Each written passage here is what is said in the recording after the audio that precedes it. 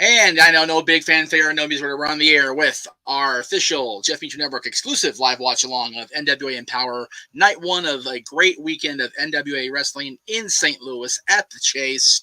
For the first time in, God, years, 3 decades, I'm understanding they're back at the Chase with professional wrestling. Yeah, 3 decades plus. I am Jeff Meacham. My name's on the marquee. I pay the bills, whatever. He is Noah Foster, the simple man.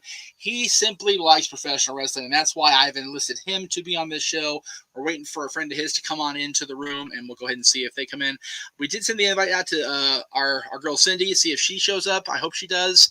If not, we will soldier on without her, which I hate to do because I love seeing her. But you guys saw the prediction show I did back on, it feels like 6 weeks ago. It was only Tuesday. And here we are. The biggest, I said it Tuesday night with Jay, and I mean it, the biggest weekend, the biggest 2 days in the 4-year Billy Corgan era of the National Wrestling Alliance. And Noah, you being a wrestling fan first and foremost and not a sports entertainment fan, this has to be a huge night for you. It really is. I've always been an advocate, a supporter of women's professional wrestling, and really the National Wrestling Alliance, ever since the first episode of Power Season 1, has really rekindled a different love and insight for me of professional wrestling. Looking at studio wrestling, I'm very much looking forward to everything that the NWA has put together this entire weekend, starting, of course, with this special where a trailblazer of the wrestling industry in general, period, Mickie James has put together a one-of-a-kind showcase to bring, in one word, based on the sit down with her and Corgan that I watched, a perspective, a different perspective on women's professional wrestling that I feel is only going to bring more eyes and more respect to it going forward. So I'm very much looking forward to this. And hello, Mike Cadwell. I'm doing very well, and I'm looking forward to being back with good old JM here to talk and react to all things wrestling. Yes, and we have a friend of yours joining the room. Can you give this person an introduction that he so rightly deserves? Ladies and gentlemen, this is my friend. He is a fellow professional wrestling fan. He is a fan of NWA, New Japan Pro Wrestling, Impact, and just like me, we have our favoritisms and non-favoritisms with sports entertainment. It is, of course, a representative of Women of Youth Wrestling and FTW Productions, Casey Gallagher. A fine introduction. How you doing, Casey? Thank you. Hey, Jeff. It's lovely to finally be on a show with you. It's an exciting time to be a fan. The NWA is back. Dude, the NWA is back. AEW is hotter than ever. New Japan is about to, hopefully, reveal its G1 field. It's got to be this weekend. I couldn't be more hyped. Let's friggin' go.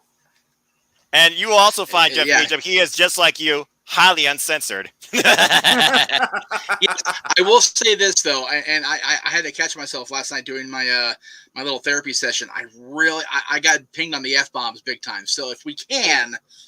Watch the mouths. I know. I don't try to censor anybody because I've never been about that in my 20-year career. But I gotta make money. At the end of the day, Jeff, this is your business. We're just friends, happy to support you, and we're all friends of professional wrestling. And I feel with tonight's showcase, there's gonna be no reason to drop any sort of sailor talk with this type of show. Right. So, Casey. First off, good to see you again, man. Yeah, like you said, we got this coming weekend, both NJPW Grand Slam at the MetLife Dome, and I got mad as where they're going to announce the G1 card, which I will definitely be covering in full on my channel like last year. And, of course, this coming weekend we have where champions are made, AEW Super Card, All Out. But with that being said, Casey, what are you most excited for tonight with Empowerrr? I'm honestly most excited to see what the women of NWA can bring to the table, given this kind of spotlight that the NWA has never really put on women's wrestling. Not that they should need it, but the sad reality is they have needed a spotlight like this for the past 50 years, if not more. And I'm thrilled that they're finally getting it. So there's a lot of unknowns, I'm sure, that all three of us definitely are wondering, what is this person going to bring? And what's going to be the most memorable thing here? I mean, we got second generation, we got, next generations, we got family names, we got one-of-a-kind, respectable talents here, trained by grades, including low-key, just to name one name, and Malenko and Carl Garch, the trainer of Minoru Suzuki. But the first name that spoke to you, Casey, that you didn't know about and you're excited to see tonight, what was it? I'm not really good with names that I haven't heard before, but I will say I'm looking on the poster for Empower as we speak. The only faces I recognize that and can put names to are Mickey James and Smiley Kylie Ray. Care to give me a rundown on the other two? You have, of course, Please, by all means, Genocide, the Bionic Warrior, and the current NWA Women's World Champion, since you're talking about the main poster, which right here on my screen, that is Camille, who will be, I hope, would be in the main event, because it's the NWA Women's World title, for Pete's sake. Taking on, of course, legit Layla Hirsch. No, they were saying it sounded more like the Gauntlet was going to be the main event. I don't know if that's a confirmed thing yet because I haven't seen the layout for the card. Obviously, I'm not there in St. Louis, so. But right. they were making more of a push that the main event would be the Gauntlet. So for what that's worth. Interesting. That'd be like a World Rumble type thing setting. Now is this Gauntlet for the number one contendership after the night's over? Yep. Yes, the winner of the Gauntlet tonight faces the champion tomorrow at 73. Yeah, and again, I'm looking forward to all of it. I was looking at Genocide. You think about the spotlights that NWA has really put on some of the amazing talent being shown here. Genocide definitely has been one of the prime members of the NWA roster forever, and I love the fact that we took away the whole mechanical outlook and talked about the person, the wrestler herself, who's really excited for this opportunity when she thought, honestly, it might never come. And at one point, she wondered if she was even going to do this. I got to say, Genocide right now is probably one of my key picks to win the Invitational. I really do. Makes sense to me. I'll throw it to you, Jeff. Yeah, I mean, it's one of those things where it's like I said, I'm glad to have Noah aboard for two reasons. One, I can't find my glasses. I can't see a freaking thing right now. So watching this is fun tonight. But number two, I, as much as I do follow the NWA brand more than I do any other independent brand, I had my buddy J Cal from the Alliance blog on the prediction show the other day, and he definitely took the professor back to school as far as these ladies in the Gauntlet. So I'm very happy to have two faces on that know much more about the current independent / non-WWE wrestling product than I do. I'm very happy to have you both here. So thank you. Hey, you're welcome.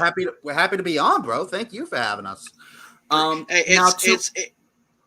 It's always a pleasure to have somebody, to have different insights because, I allowed myself for so many years to get pigeonholed by, going with old reliables, as it were. And that doesn't help. So, I get old reliable. It's a classic reference right there. What else is going on here tonight between the Invitational? I'm just looking at the field right here. Bianca Corelli, the daughter of Santino Marella. I have not seen a single one of her matches, but she has been a champion in Santino's Academy. Casey, you got anything? No, but I'm very much looking forward to seeing what she brings to the table, knowing her heritage. To give a more proper answer to the question you asked me earlier, Noah, I gotta be honest, this will be my first full-on NWA exposure since All In. Wow. Before All In, I've never watched the NWA outside of clips in old WWE documentaries.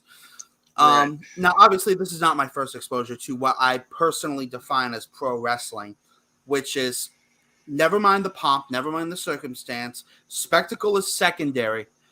Here it is, stripped down, bare essentials. What you see is what you get. Right. And I'm very excited because it's what is old is new again. I'm very excited to be part of this. Yeah, absolutely. I'm just looking over the field here for the rest of the gauntlet while we're just killing time here. Lady Frost, of course, who has been in the ring with the Virtuos, Deonna Purrazzo. She's definitely been a standout as well. And she definitely, I feel like, has incredible drive and passion to take this Invitational tonight. I know she represented her team in the Champion Series, which was another different outlook on the NWA that I really enjoyed top to bottom.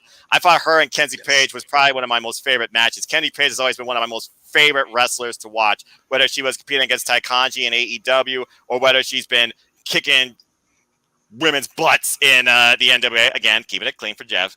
Support Jeff. Never told us get that money for him. Can I also just say she had a banger of bangers with Fabi Apache back at Triple Mania? Yeah, I'm surprised. I mean, I look. I think about the AAA logo for Bound for Glory, which I know we'll be back with Jeff to definitely watch along, bring insight on too. Well, it wouldn't surprise me if they set up that match. I was talking to you off air about that, Noah, because I'm going to be actually on the Jericho cruise during Bound for Glory, so I'm going to definitely need you guys to pick up my slack. Whoa, that's something I definitely need to do one day. Lucky. Have a great time, man. Yeah. Yep. I again, I happened to look into it. We were talking about it, and it ended up my girl's Paradise Kitty, my dear friends Jen and Rachel ended up booking the band, and the band got booked on the cruise, and that put my dad over the top. All right, we're going. I'm like, wait, what? So yeah. Like, what was it? What was it? Paradise Kitty? Paradise Kitty, Paradise the best Kitty, female form to Guns N' Roses. Nice. Yeah, best female tribute to Guns N' Roses out there. They are awesome. They are so awesome. First of all, they're Dolph Ziggler is one of their biggest fans because he's a major gunner. And when the Guns played the Garden, I forget what year it was, either 18 or 19. Paradise Kitty headlined the after party down the street from the Garden that the Guns put on themselves. So I thought it was kind of cool. So, nice. That's awesome. Yep. Definitely good times ahead. Yeah, please do. Yeah, please do. They'll be on the show. Jen and Rachel will be on 2-on-1 because it's two of them, one of me, on September 16th, Thursday, right? Because the next day they're going to be back at the Viper Room here in LA for the first time since this crazy pandemic started. So it's going to be a great month with the Viper Room and then the cruise. It's going to be awesome. You got a heck of a month ahead of you, man. I just keep saying we got a heck of a month ahead of us in September with all things professional wrestling, and I can't wait to go see AEW live, the Fallout After All Out. You're going to be there? If Bryan Danielson shows up that night, I'm going to mark out, yes, I'm going to Cincinnati live. What's funny was, if you listen to Punk's promo, I think it was either Wednesday or Friday. I forget what show it was now because I literally binge watched everything it was in the last 24 hours. Okay. When they were chanting yes, he says, that's somebody else's stick and you shouldn't have to wait too long. It was like, oh boy. You might just need to be a little bit more patient. Right. Yeah, I was like, it's like, yeah, I don't blame you. Were it up to me personally, I would have him debut in New York. In the Offer Ash Stadium, where they got 15,000 plus people. Correct. It's a weird thing to think that this could be a massive super show in itself, and you really don't know what could happen or who could show up. I think about New York, OGs, Proud and Powerful, Eddie Kingston. I think about Eddie Kingston winning the TNT title there. No, he's got a chance to win the title at All Out against Miro. I'm like, AEW, they do not often do rematches in a short run. Everything they do has like longer term storytelling purposes behind it. So it's a weird situation. I honestly don't know what to think about could happen at Offer Ash. I really don't. Well, what do you guys think for tonight? No, you've been following this, and I definitely want to have you help Casey here. I love that. Billy's right away. They're reintroducing the women's tag team championships, which I didn't expect. I didn't expect that at all. So very cool for Billy to be doing that. I'm extremely intrigued, but I'm also torn as we step away from the Invitational. And again, good luck to all 10 incredible female athletes. I could talk about these all night, but I'll talk probably more in depth about them during the actual thing. This women's tag thing, again, though, you got the Hex, you got the former standard bearer, in my opinion, of the NWA women's division, Allison Kay. And I still stand by that Allison Kay was Thunder Rosa last year. Was my women's match of the year, an absolute 30-minute classic. And then, of course, you have Marty Bell, and they had their little fallout, and now they're together. Call it the Hex. They're taking on the duo of Hell on Heels, Sahara 7 and Renee Michelle. Well, not taking on Botch. They're part of the whole field. The actual match lineup was literally just recently disclosed as far as who's facing who. And you got Sahara 7 and Renee Michelle, who's been heavily involved, of course, in the AEW programming. And then you have my girl, represent Ohio, Kylan King. What up? Trained by the Dudley Boys, heavily involved in Mission Pro Wrestling, tagging with Red Velvet. They're fixing to stir it up. They've been part of a fantastic trio in AEW, along with Big Swole, one of my also favorites as well. And honestly, they're one of my key picks to win because Kylan King, she's home state girl. I gotta represent. But come on, the Free Babes. We're talking about literally the next generation of great wrestlers, female-wise, from the fabulous Three Bears. Are you kidding me? We got the daughter of Jimmy Wayne Yang. Look, I can talk about this trio all night. They got the style, they got the charisma, they got the sass, and they got the wrestling regime and background to back it up. It would not surprise me, honestly, if the Freebirds take this whole thing. In fact, I'm calling it now. I think the finals are going to be, as much as I love Kylan King Red Velvet, they're AEW and Nightmare Family I have to think about the scheduling. I gotta be unbiased. I think our finals is going to be the Free Babes versus the Hex, and I have the Free Babes winning. Casey, your thoughts? I'm going in blind, so I really don't have much of an opinion on this anyway, or either way, or one way or the other. That's cool. Say. I'm just gonna lay out and enjoy this show because it's really all I can do. But Easy. I will say this. Right now, my dinner just got delivered, so I'm gonna go grab it. I will be right back, boys. This is not brought to you by DoorDash, but I get it. I had Famous Dave's there from DoorDash. Yeah. So Jeff, do you think the Freebirds are basically the key candidates to take this tag tournament? I had mentioned on Tuesday talking to Jay that it just screams to me that this is Allison and Marty's showcase, because they were both a huge part of the early days, like it's been so long. The first few months, a few seasons ago. Yeah. They've been Allison, Sienna was the focal point of the division for so long.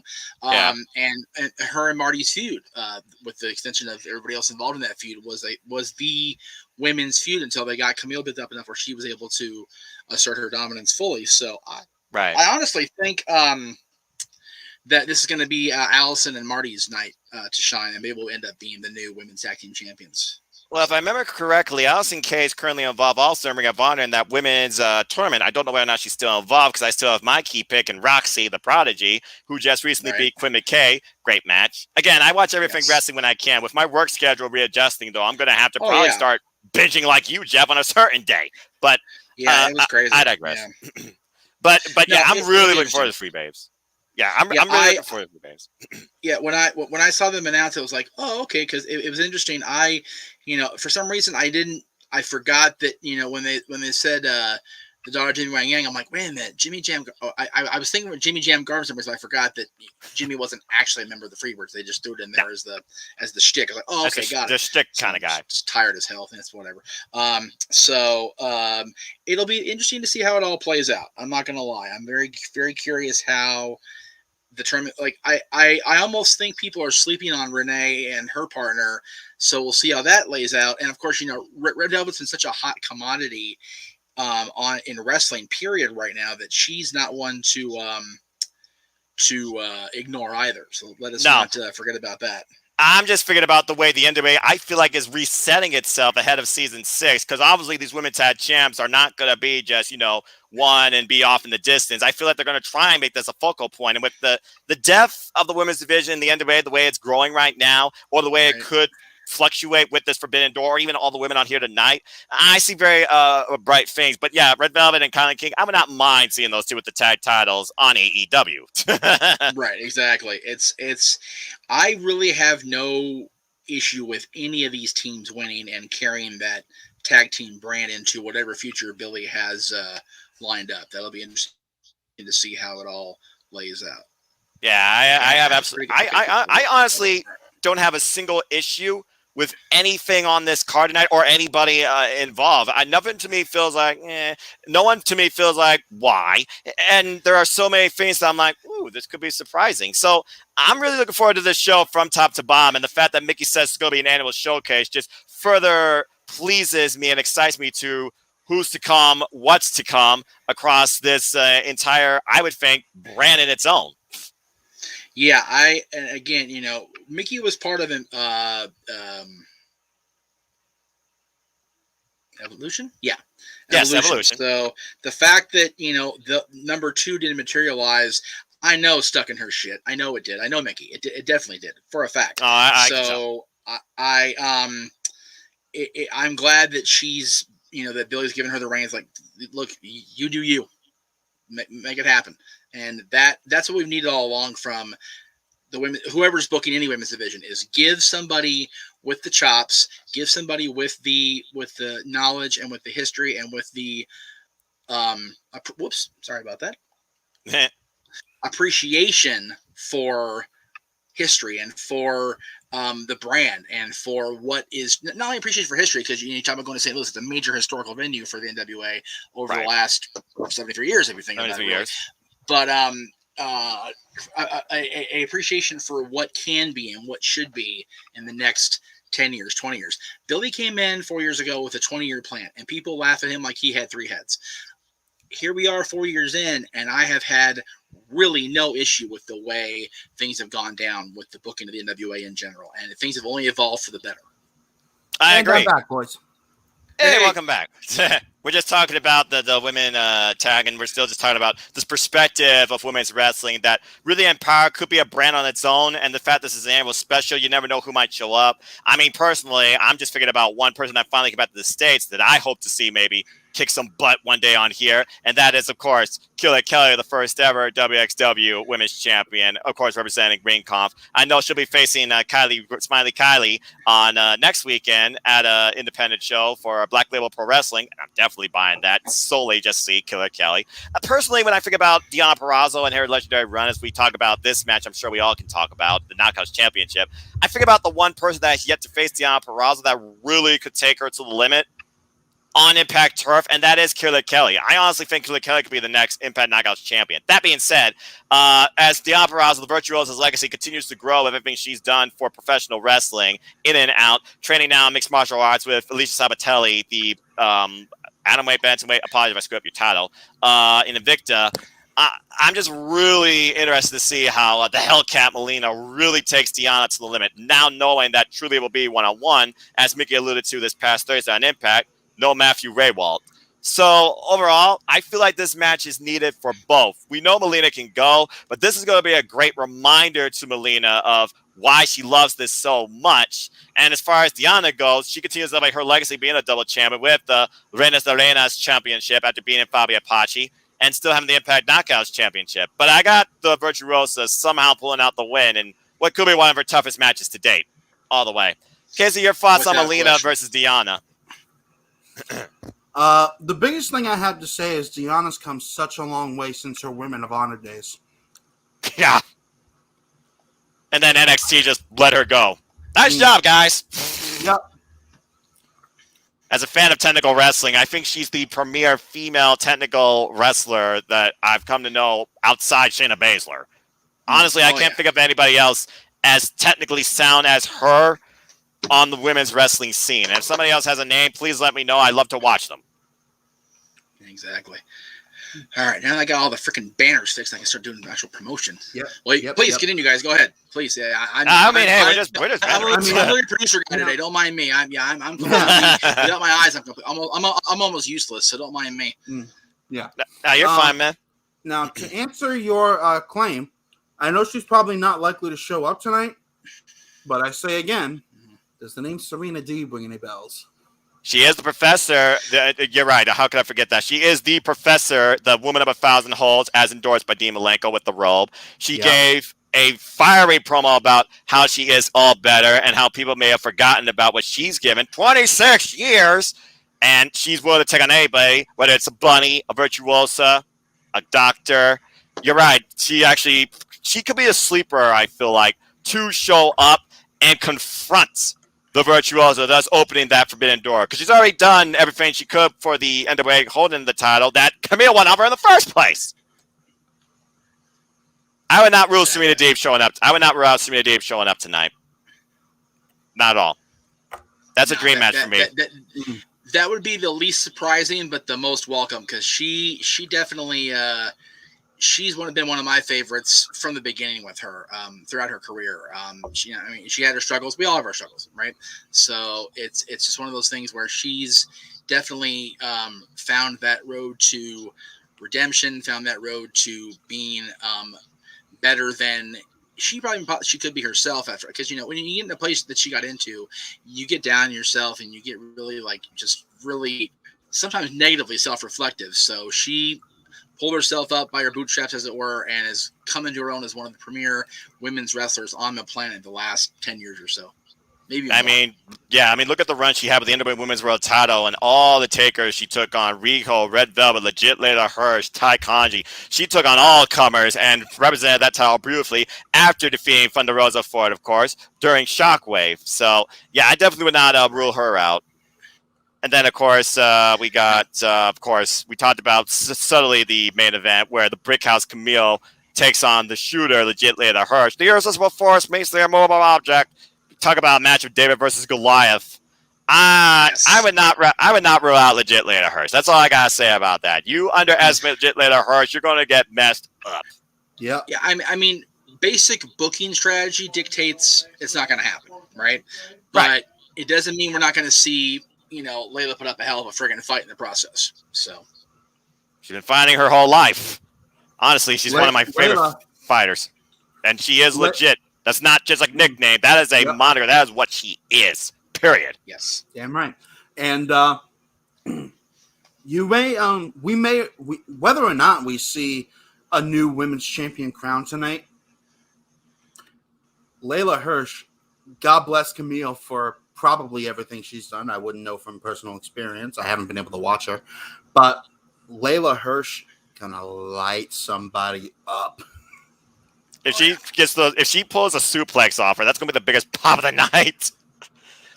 Yeah, because Camille hasn't lifted her feet like that since the NWA debut, as far as I know. So yeah, I'm pretty sure the only one to try and keep Camille off her feet is probably Serena Deeb, because she was going for her Serenity Lock.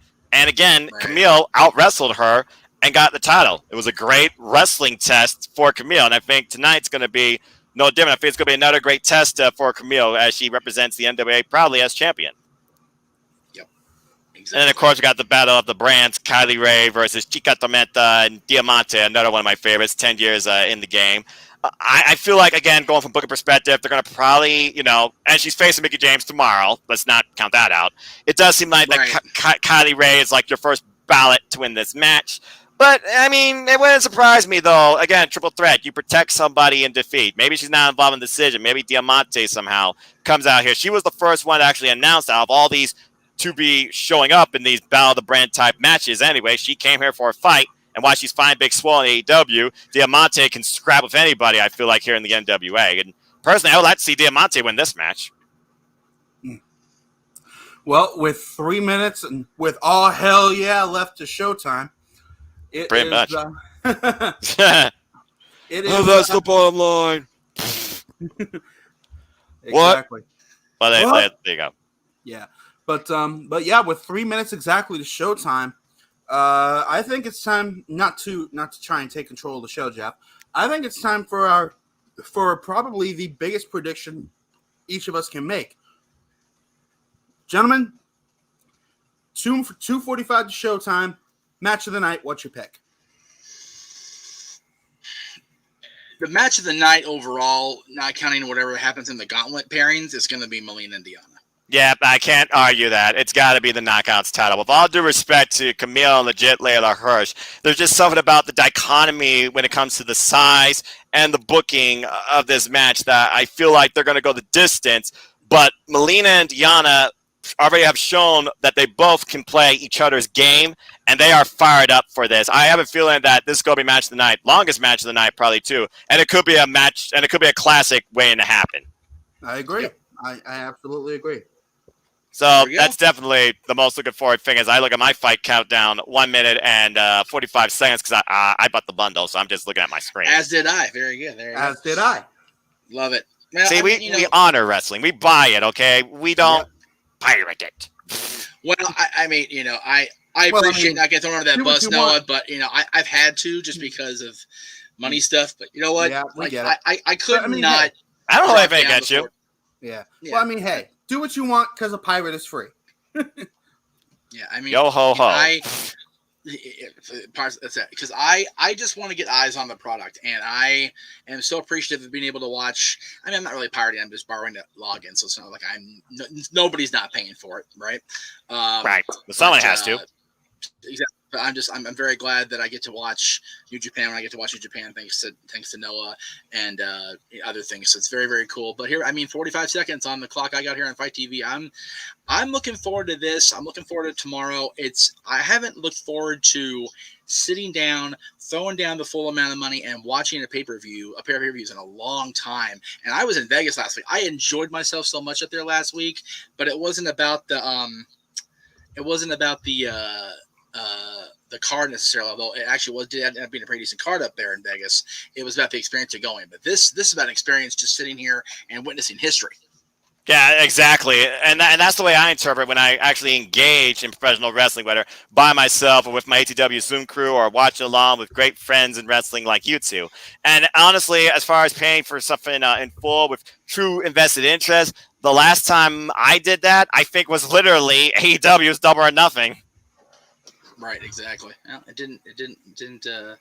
Why is it not logging in here? All right, let's see here. The timer ran out. So okay. I got it going again. There we go. It just had a little bit of a lag there.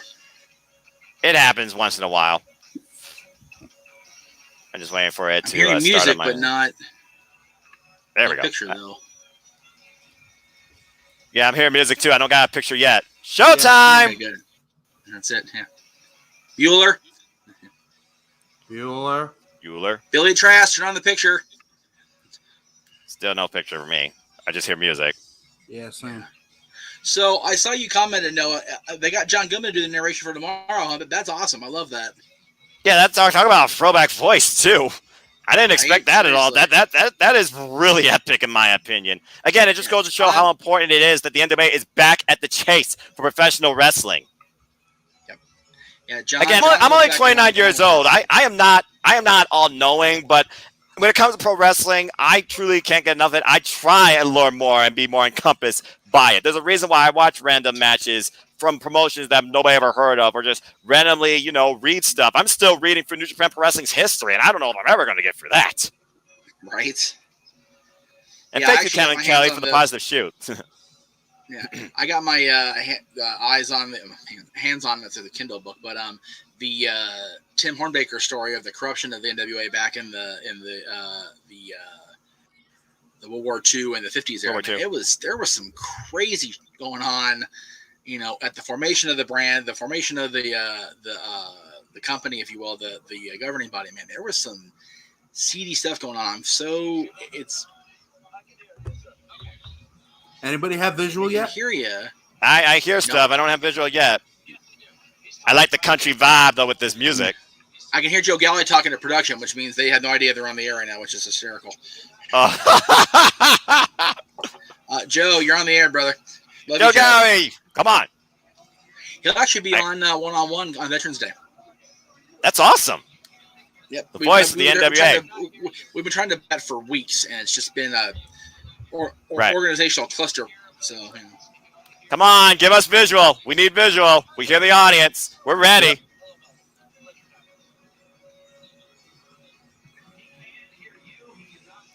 I gotta imagine that they're gonna have the classic team of Joe Galli, Tim Storm, and Velvet Sky on commentary for this. I would imagine so. All right. Well, Cindy's watching. We know that. Hey, Cindy, if you're watching, come in with us. Come on, join the party. Yeah, come on in. Come on in. Let her in. Let her in. That's it. Still nothing. You can hear Galli giving production instructions. It's like, dude, Joe, we can hear you, brother. We literally hear you, Joe, giving production calls. We hear you, Joe. Come to us. It's too funny. Oh, good grief. I'm pretty sure it's happened in 72, which is hysterical. Did somebody miss a cable? Yeah, somebody missed something. Clearly. If I knew he'd answer a DM when he's getting ready to go on the air, I would send him something, but he's not going to answer. It's too late. Probably not. I feel like right now, Billy Corgan and Fight TV, that's fine. It's folks, Billy Corgan and Joe Galli and Mickey are trying to figure out what's going on here because I'm sure Mickey knows right now what's going on. It's again, this whole thing, every step of the way here is a experiment. They're all, dipping their toes in the water and see what's cold and what's warm here. So, well, like Mickey said, she's looking at this from the other side now versus literally being in the ring. So I can only imagine the pressure that she's under. Kudos to her, Jazz, Medusa, and Gail Kim for everything they put into putting together this show, including the production, I guess. But well, yeah, no pressure, Mickey. We're all just waiting. It's too funny. I mean, I like Country Phil as much as the next person. R.I.P. to Charlie Daniels, by the way. Wait, seriously? Charlie Daniels passed? The Dan with Giles, Georgia, who's looking for a soul to steal. Yes, he did. Did he really? Mm-hmm. What was that? When was this? That was a while back. Oh, that's okay. Yeah, I'm like, for some reason I thought it was recent news, but I guess not. Okay. I did not hear about this. Rip to a legend. I probably did. I just don't remember in the moment. God, I hate when that happens. Anyway. Yeah, I mean, we've lost a lot of great legendary people, but yeah, he passed away July last year. Oh, okay. Wow. All right. That might be why I don't remember it. I blocked out most of 2020 from my memory. That's probably not a bad idea. Dang it. We should. Yeah, seriously. I just wonder how everybody's doing their live. Yeah. I mean, all we're hearing is just the music. So, as we're waiting for things to come on the air here from St. Louis, I want to talk about Punk really quick because I had a chance to talk about it from his last interview. I loved that he said hello to AJ. I thought that was so cute. Yeah, what a charming gesture. I love she's you, like, what's better for my government name and be on the air? I thought that was so funny. And people went, oh, he name dropped AJ. AJ and AW confirmed. Calm down, people. Calm down. People friggin' breathe. Seriously, God. Well, let's be honest, though, people. Let's be honest, Jeff. People dig crazy chicks, and AJ Lee was an awesome wrestler. Well, the thing is, though, how do you not mention your biggest support system when you return to something you love after 7 years of being away? How do you not mention her? Like, seriously. Yeah, I mean, come on now. It would have been wrong if he didn't do that. You could tell how happy CM Punk is to be back in what he believed he would never be back in, and that is professional wrestling. It's a testimony of a man who was once blind, but now he sees. Yeah, it's the best thing he's said in any of his promos so far. He was never going to get healthy staying in the place he got sick, and I think that is so key in any walk of life. I've been at so many jobs. There we go. Ooh. But I agree with you, Jeff, as we look at the shelf. Yeah, it's we've had so many jobs over the years where I've just had why am I here? And you physically you feel yourself getting sick from being on the property. It's like, ugh. Yeah, I was about to say, yeah. And people shout on him for it. It's like, why? Wouldn't you do the same thing if you were a 9 to 5 and you hated life and you didn't want to you didn't want to be alive being there? I'd bounce first chance I got. You kidding me? Yeah, even if it broke your contract, you gotta do what's best for your health at the end of the day. Mental health is so key and so disregarded. Anyway, I want to give this video the props. Right. Shout out to this is a great video. This is awesome. I can't hear my parents talking in the next room. Shout out to Mae Valentine, by the way, and all the hard work she's done. Genocide. Yeah. With Mae, I think those two videos they put up from the past were hysterical on social media. Those are so funny with her and the tag champs. See, I'm a guy. I don't think it's right for me to say her story because guys are not a part of this. This is about the women. All I gotta say is, here we go with NWA Empowerrr. Love it. JJ says, $1 million question regarding Punk. Does he go back to Ring of Honor shorts for gear or stay in his WWE trunks, WWE style? And does he resurrect Pepsi Plunge as a nephew to Triple H? Probably the shorts. Just to throw it back. I don't think he does Pepsi Plunge because it's been proven to be a very dangerous hold, so probably not.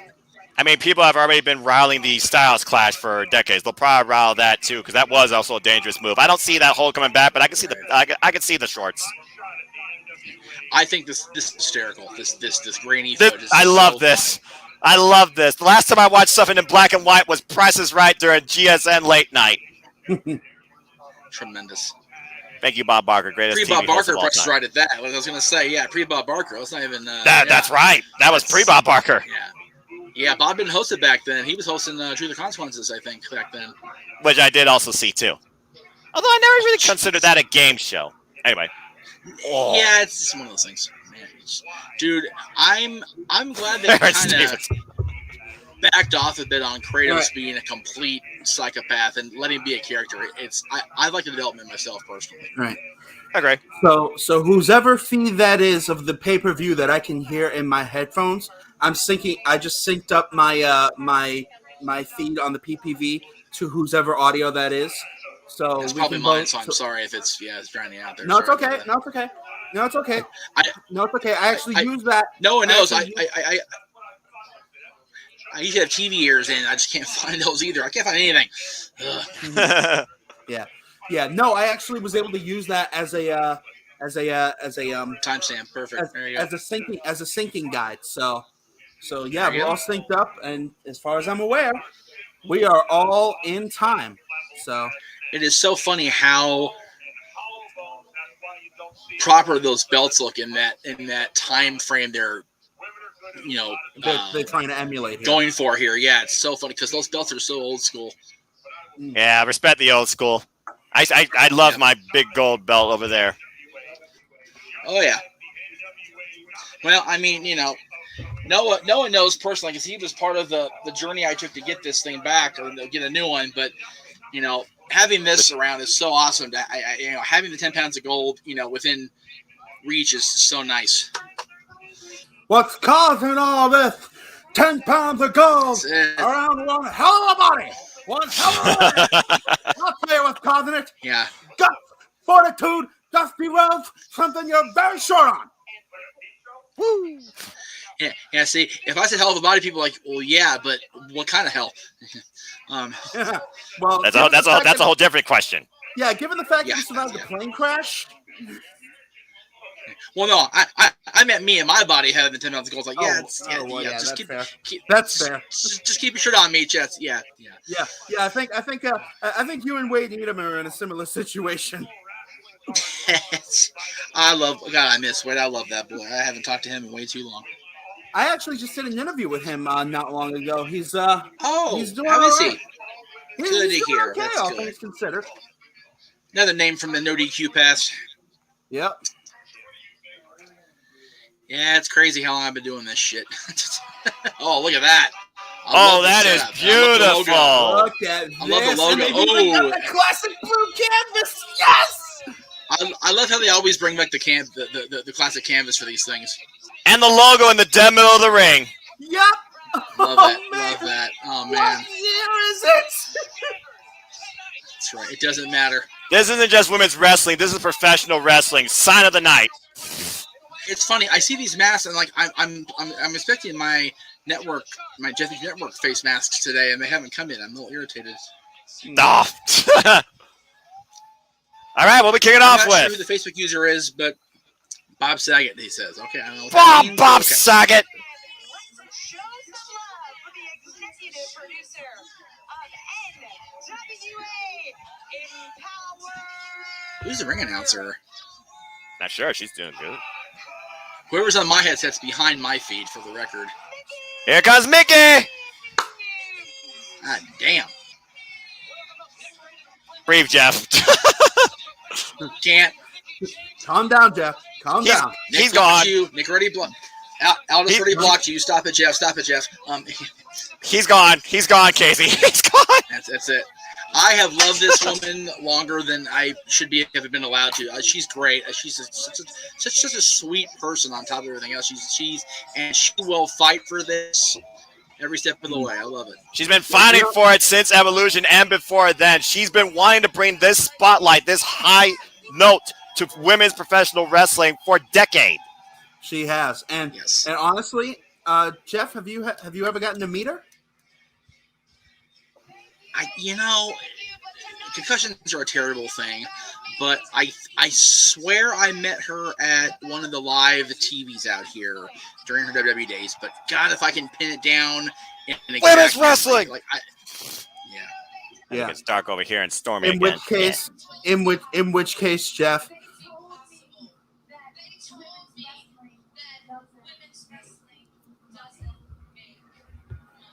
Yeah, they told you that. They were full of nonsense. I'm gonna find the best women for the NWA. I am gonna lean on women who have paved the way, broken bones, broken dreams, broken hearts, all for the sake of this spring. Preach. Mickey spouting that gospel in St. Louis. Testify. Thank you, Mickey. My brother. Not sure that just would work well in church, but anyway. Yeah, right. Yeah, about to say. Now, if only Ashley Massaro were here for this. Yeah, that one hurts. That her I miss so much. What a Yeah. Ooh, that was hard. Which is actually part of why. Yeah, which is actually part of why I asked if you had met Nikki, because from the sound of things, she is to you what Ashley was to me. Mm. I met her all. Ashley was actually one of our family friends. I knew her for years prior to. Oh, you passing, lucky, so lucky, so lucky. I met her one time in passing. She had the collar around her neck after that big car accident. I went to give her a big hi, spotted the collar, and went, "Oh damn, hey, you okay? What happened?" And she was so. Gosh, I love that. Yeah, and she was so sweet, so kind. Literally could not have been a nicer woman. Yeah, JJ members, she came when I was working with Wild. I really want to hear Mikhail say first. Hang on one second, guys.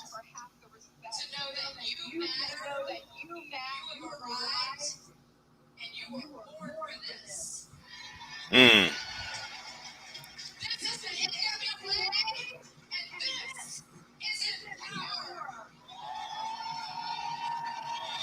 That's one hell of a powerful opening address.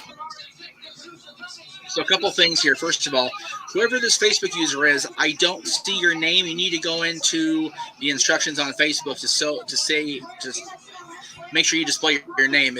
It's in the group somewhere, or it says it when you log in. So show your name. But yes, Sherry, Nancy, Luna, all not here. Definitely in our thoughts tonight as we move along here. Women's F and Wrestling, let's go. Who's the guy in the middle? I recognize him, but I don't know why. Well, look at Velvet Sky. Yeah, we'll probably see it as soon as the name bars come up. Most likely. Yeah. Well, Velvet and Mickey go way back too with TNA and Impact. So she's and she was very close to Ashley also. So I'm sure she's feeling a lot of the loss there. JJ, I do remember her being in the studios. That's where we first met Ashley. So brief context for you guys. When I was working with Wild doing the booking, the co-booking for them, we had basically a team meeting over at the apartment I was staying in at the time with JJ, and then kill it, Kylan! She showed up and completely shocked the hell out of my Dylan's mom and everybody that was there. It was very, very cool, and we ended up staying friends the rest of her life. So anyway, so Facebook user talking about Sherry and women's. Yeah, please make sure we can see your name because I really want to give you the props and say hi, whoever you are. So yeah, I mean this card is just stacked. I'm so looking forward to this. I mean, and there's the main event right there. That's what it's about. The championship, the Burke. Camille holding, a version of the Burke. Exactly. I mean, so if the NWA Men's World Championship is 10 pounds of gold, would that make the you're right.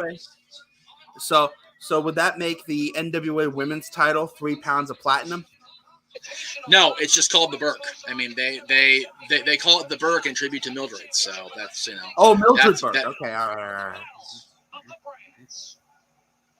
And yes, the Gauntlet will be the main event, like we've been told through press and whatnot the last month or so. So agree. Very cool. All right, that's cool. By the way, shout out to the ref in the ring. We got female referee, a trio of law enforcers tonight, and that is Becky representing MLW. She recently got engaged to someone we might know, Nick Camarado. Yes. Hey, Kylie! Smiley Kylie. The Smiley one. She's so happy. Completely random observation. I like the floor, the carpet design on the floor. When they get back in and give the launch out of the ring, it's a cool design on the carpet. I like it. I dig it. I like the aesthetic of the carpet surrounding the ring. But again, it's like the ballroom, so I mean it's got that classy aesthetic to it. Right, yeah. It's very much the ballroom within the bigger Chase Park Plaza, so it's very cool. There's that slide. And then the pose. You can't help but smile when you see Kylie. I don't care who you are. Yeah, exactly. We got NWA, we got AAA on, we got AEW represented this opening bout as the Battle of the Brands. As this forbidden door just continues to crack open further and further, which I love. May it never close. Seriously. And honestly, I said this back when we first started hearing about the rumblings of the different brands working together.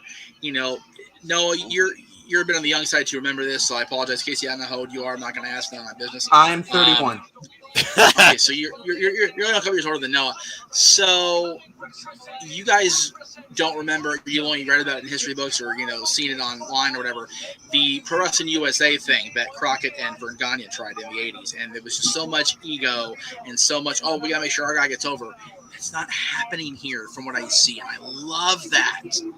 Everybody's like, no, we need to make the business, the sport, wrestling better for our audience. And you've got AAA, you've got AEW, you've got the NWA, you've got Impact, all seemingly on not necessarily completely common ground, because they all got to worry about their bottom line, which is them, their own company making money, but they're putting people together for the sake of the business. I mean, like I said, we're getting this match here, which is 3 distinctly different brands, distinctly different competitors here. You've got the Impact Championship being decided between a NWA talent and an Impact talent. Did we ever, after 2007, think we would see that again? I mean, really. So huge night, huge pair of nights coming up here in St. Louis. I mean, John Moxley basically summed it up the day he showed up in AEW at Double or Nothing. This is what you call a paradigm shift. This right here, this show is a paradigm shift in women's professional wrestling. And long overdue. And this weekend is a shift, I feel. By the time everything's said and done, between now and Bound for Glory, we're going to have a lot more to talk about going into Thanksgiving and Christmas than we ever thought we would. No kidding. True words never been spoken, Jeff. All right, Diamante, 10 years of the game. I want her to win personally. She's my pick. Ring the bell. Here we go. All right, just so you guys know, for those of you that never watched it, Jeff Beach watched along with Noah. Noah does my play-by-play. I love him for that. I bow out. I kind of lay out and do the analyst thing when I can. I just watch the wrestling. So we're basically a commentary team, all 3 of us. Nice. I guess we'll see who's play-by-play and who's color. All 3 ladies going for a continental tie-up in the middle of the ring. Big power exchange between the 3 ladies. Preach it, JJ. Preach it, brother. Anyway. Diamante with the roll-up, cover, shoulders down. 2, no. Here comes Kylie with the roll-up of her own, cover, no. And a roll-up by Cheek Tomita. All right, all 3 ladies going for the early kill. Whoa! Super kick from Diamante and Kylie Ray. Well, that took her out of the equation for now. For those that don't know, Diamante is one that doesn't smile. So, Kylie, if you're asking her to smile, that's not going to work. Yeah, no, that is not how Diamante plays. And here she comes off the ropes. Kylie Ray ducks. Nice agility. Great agility from both women as Kylie Ray comes set for the ride with the hip. Was that the hip toss or the arm drag? That was a deep arm drag, my friend. As Kylie Ray goes off the ropes with an arm drag of her own on Diamante. Both ladies demonstrating strong speed and agility here. Great wrestling fundamentals. And Kylie Ray sent over the top. Blocks the right hand and delivers the right forearm of her own, but keep your eye on Chick. Kylie Ray going to the top rope. High risk district. Maybe going for a crossbody. Nope. Just a big deep arm drag. Sending Diamante into the other time zone. Good hang time from Smiley Kylie Ray. Decked out in blue, not too dissimilar from the NWA ring itself. Small package cover, 2, and Chick breaks it up. I wouldn't count out Chick Tormenta, all right? She's probably got the most experience of all 3 of these ladies in this match. As much as we talk about Smiley, Kylie being back in after her absence for her own reasons, having to step away and, collect herself, she's very much an old school feel talent too. So her matching the NWA mat colors doesn't surprise me as far as that may have been a conscious decision on her part. I feel like sometimes her gear is a conscious decision based on where she works and her mood. But, yeah, you can tell the difference with her blue gear and the cerulean blue on the mat. Also, on a bit unrelated note, also kind of reminds me a little bit of Whoa! Suplex for body flow combination! What power from Chick Tormenta cover? No! As you were saying. On an unrelated note, the blue and white tonality in Kylie Ray's ring gear also reminds me a lot of Chun-Li from the Street Fighter series. If any of you, good Russian leg sweep from Diamante. The first time I saw Kylie and that hairstyle, I thought of Chun-Li right away. I love that. Just, 2-0. I love that just plank splash, it seems. She just literally drops all her weight on her opponent. Yes. Right yes. on. Yes, right on. Chick The Tormenta's sternum. lower sternum and lower torso, and Chick Tormenta not happy about that. Caught in a suplex. Suplex. Both Not, shoulders nope, are down. nope, And here good. comes Kylie Ray to break it up. See, that's the art of officiating. When you handle the moment and the pressure. Good eyes by the ref, knowing that Chick Tormente's shoulders were not down on the mat. Great position. And now Kylie Ray taking a minute to soak it in. I mean, everybody's going to soak it in. This is an incredible moment for everyone here. This is an incredible moment for professional wrestling. Be it of no matter the gender, we're going to get some of the best talent in the world on this card tonight. And we're going to learn some new names. Yep, and Diamante proving that statement very true tonight. Hell, I'm learning new names just in this match alone. What a chop from Diamante. Never seen Chick Tormenta until this night. You never saw her on AEW? She was involved in a couple of AEW expeditions. I think she faced Carl Sheeta at one point. I don't get to watch AEW on a regular basis. Remember, I don't have cable. You have YouTube. You can watch Elevation and Dark. They matter. Oh, wow. Diamante with the attitude. You have YouTube and you have and Casey, even if you don't have cable, do you have access to Hulu? Yes. Oh no! Oh no! Oh no! Mamma Mia! Tower of Doom! Cover 2-0. Diamante stacked up, still kicks out. You know, Diamante's shoulders were down for a lot more than 2 on that one. I thought. I thought that she had her there. We all did, I think. Diamante going for the Cazadora and the bull. Beautiful stunner. I thought she was going for a bulldog. It was a good jawbreaker, and now here comes Kylie Ray. Oh! Switchblade. Looks the leg. 2-0. Diamante with the save.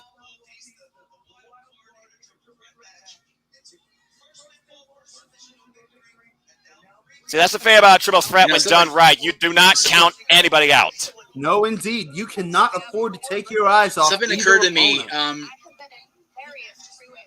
Something occurred to me, guys. If our headsets can hear each other's audio on the TV, that means it may be going out to the public. So we may want to turn it down just a hair so I don't get demonetized. Demonetized, exactly. Yeah. Well, I don't think either of you can hear the. Yeah. I don't think either of you can hear the volume from mine. Cover. Ooh. No. Right.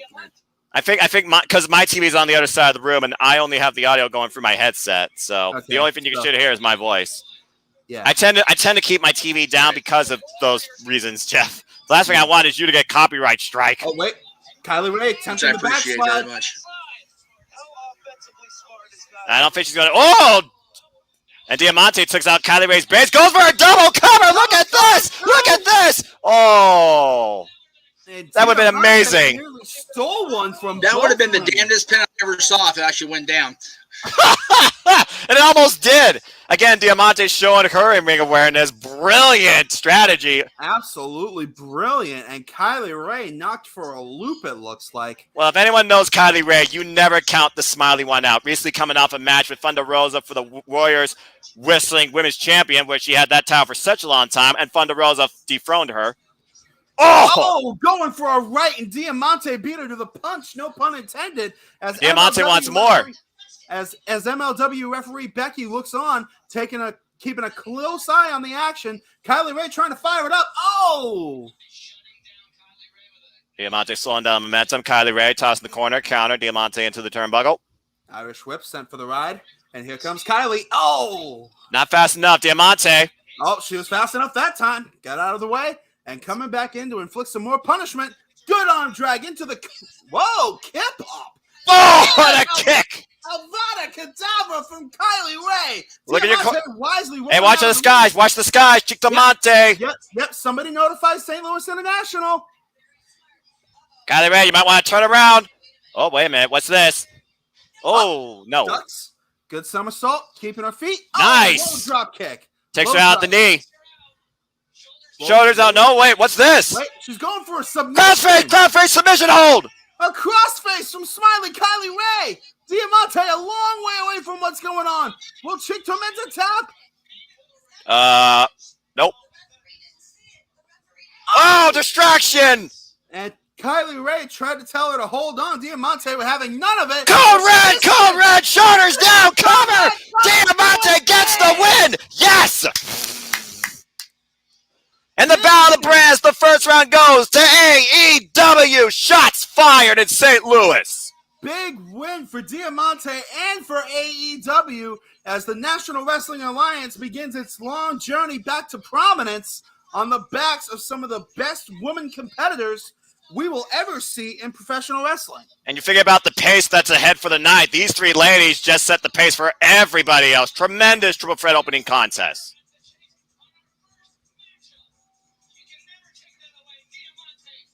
By the way, since Jeff's mic is muted, I can tell that is your feed, Noah, that I'm hearing. Probably just turn it down a couple more notches and you should be okay. Oh, can you hear anything now? Kinda, but I don't think it'll matter that much. Well, again, we want to make sure. If I can't hear it, that's the important thing. Okay. Right. Yeah. As long as Jeff can't hear it, that's what's most important, because again, it's his network. Yeah, So, Jeff, were you surprised by that outcome? You were going with Kylie Ray because she is the NWA, and she wasn't involved in the decision, again, protecting her, but Diamante picks up the W. Yeah, I think you called it exactly right. Diamante gets the win, but Kylie doesn't. Again, she'll face Mickie James tomorrow night, so we'll see how it goes.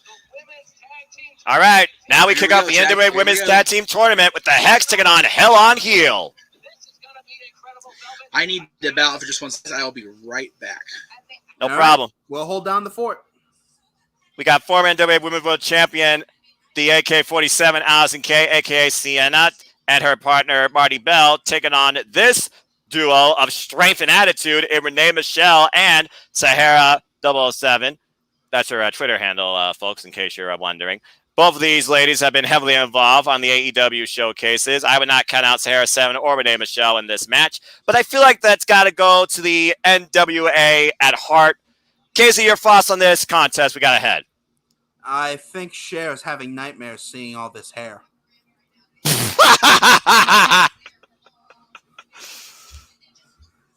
Oh, you're talking about the ref. Well, that too. Shout out to one of the greatest singers of the generation. Agreed. The ultimate diva for 40 years. Yeah, that's where diva matters. Just saying. Yep. Absolutely. All right. Here comes my pick. Allison Kay and Marty Bell. The AK-47 is back in the NWA. Are we opening fire? Well, I would say so. Former enemies at one point, now really best friends. It's kind of interesting how time really affects, a relationship. Good enemies, better friends? Gotta stay classy, of course. Pinkies up.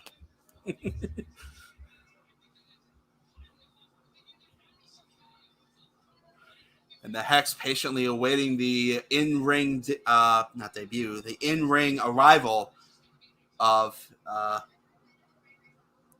no, wait, that's Hell on Heel, sorry. Botch. That's a heck of a handshake, though. Yeah, you're learning, man. Again, you're a first-time observer. The thing about this is I know Renee Michelle because, well, she's married to Drake Maverick. She's also been involved in Impact Wrestling when she was involved in the Knockouts Tag Team Tournament with Killer Kelly. Killer Kelly, welcome back to the States. Can't wait to see you wrestle Kylie Ray this coming Saturday at Black Label Pro Wrestling. Go order it on Fight TV, folks. And, of course, Sahara 007 has been extremely impressive on the AEW showcase shows, taking it to the limit with all her opponents. Oh, we got a bit of... We got a lot of trash talking going on, but before the bell's even rung. Whoa! Rev, get some control and ring the bell. This tag contest cannot be put on hold. Referee calling for the bell. And who are we going to have start out our proceedings officially? Well, looking at who's in the ring, I would say at this point it's Renee Michelle. Oh, it's Sahara 7 and Marty Bell, I believe. And Marty Bell with the quick hands on Renee Michelle or Sahara 7. No, you're right. See, it's hard. They both almost look the same except for the hair. Sahara's the darker hair. Renee Michelle is the blonde. All right, and then... All right, but now we got some more. There's Allison Kay is on the apron. Here we go. Yep. Okay, and now Renee Michelle sent for the right into the corner. Stiff right hand from Marty Bell. Great tag team wrestling here. Isolate and obliterate. Typical tag team strategies towards victory. Cut the ring in half. Just because it's cliche doesn't mean it doesn't work. Well, I mean, I feel like that's the number one thing that you should do. That and quick tags. Great fundamental tag team wrestling here being showcased by the Hex. Yep. Nothing to complain about here. This is good, solid tag team except your opponent might have something to complain about when they get involved. Yep, and here comes Sahara 7 and walks right into a beatdown from the Hex. All right. Ref trying to push off. Oh, Renee taking advantage. Yep, Renee took advantage as Allison Kay is forced back onto the apron. The chaos a ref has to endure during a tag team match where they don't got eyes in the back of their head and they got 4 unknown elements. Indeed. And not that I would know from experience. I've never stepped in a ring in my life except to take a picture with Cold Steel Chuck O'Neil. Nice. It's hard enough to ref a two-person match. I can't imagine how hard it is to ref any a match any more involved than that. Well, I mean, we've seen refs deal with multi-person tag team matches, fatal 4-ways. We've seen 8 people. So, I mean, a referee has to deal with it all, let alone protect their hands and endure great strength and great cardio. And we've seen and try and stay out of the way and keep and keep themselves healthy. Well, yeah, I mean, that's the thing. They don't know which direction necessarily. Oh, almost had a bump there, it seems. You don't know necessarily which way your opponent might come from. Perfect example. And now Shotzi 7 taking full advantage of Marty Bell. Oh, wait a minute. The bird to Allison. Oh, the running hip attack in the corner. And wow. Big elbow follow-up. And now Shotzi into the cover. 1, 2, and no. Marty Bell out at 2. It's going to take more than that, I feel like, to keep down anybody here. Especially with as much of a point to prove as the women of today's pro wrestling scene have. Now, I'm no stranger to seeing Allison Kay and Marty Bell in tag team matching, but I gotta say, seeing Hell on Heels in tag team matching for the first time, I must say they're being very effective.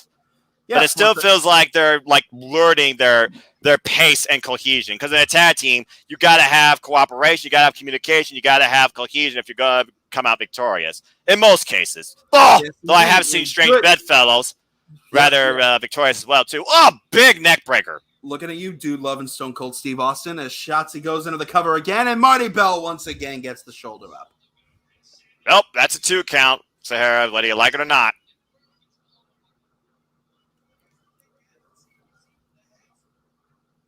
These women putting on a good show for the faithful here in St. Louis. Sahara 7 showing off her strength and her balance ability, holding Marty Bell for a while. Oh! Bicycle kick from Renee Michelle.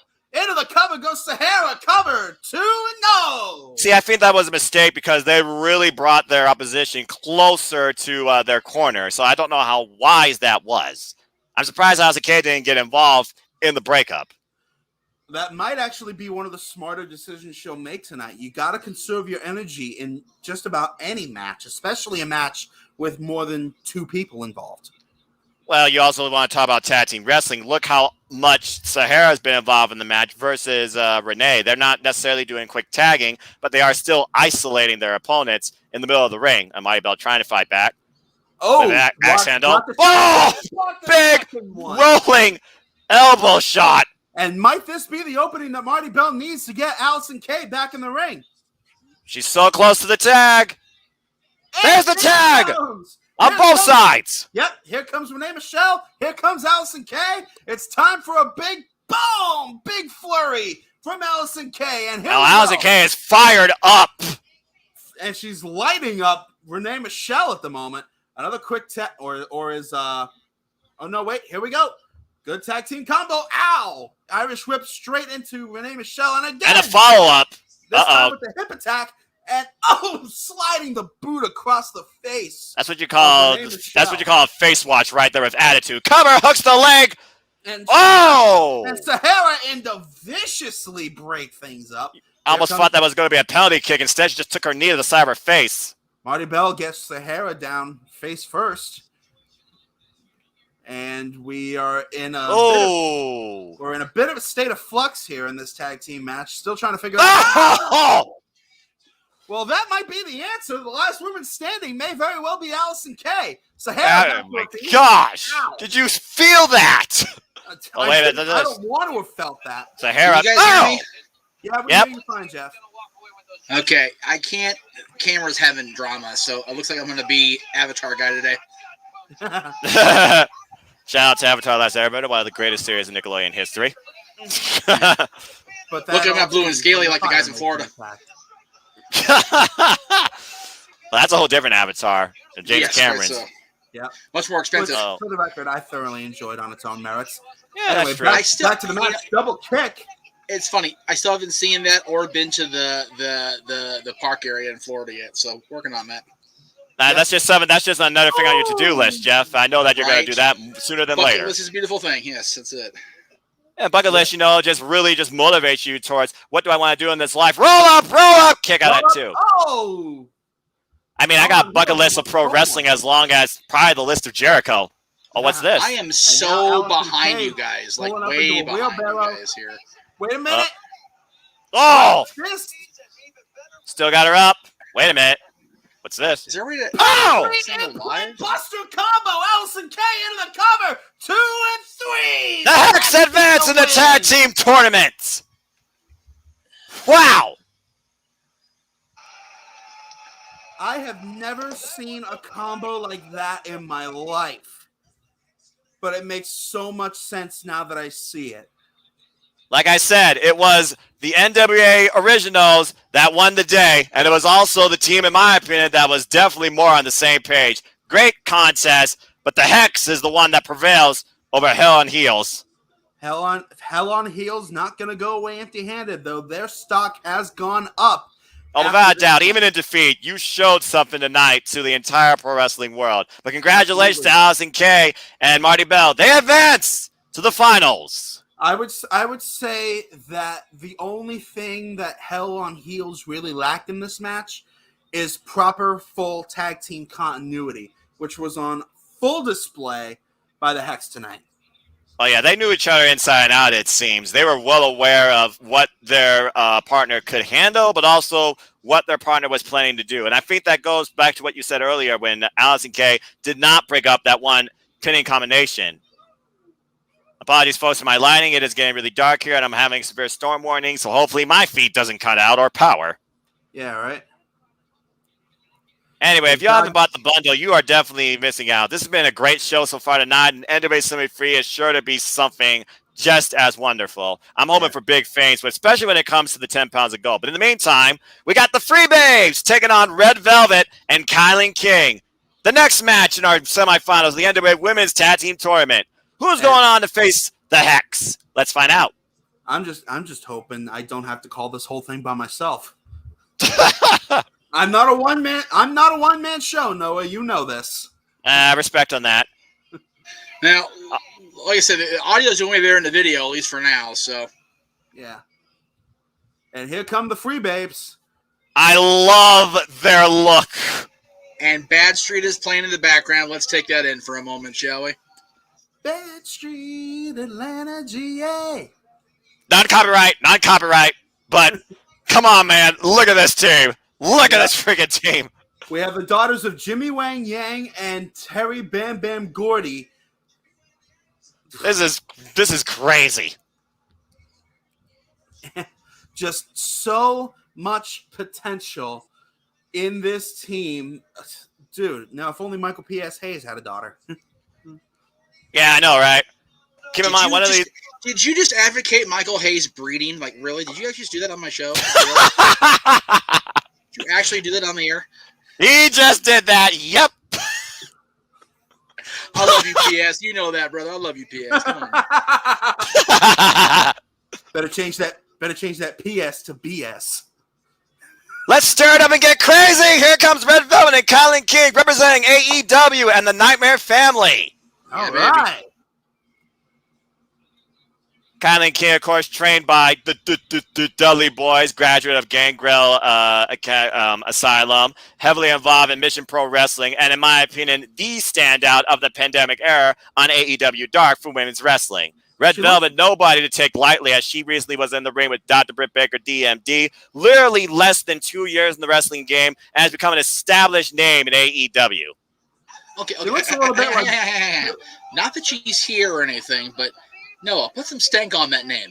Dr. Britt Baker, D D M M D. D. You're right. I'm sorry. Forgive me, Tony Schiavone.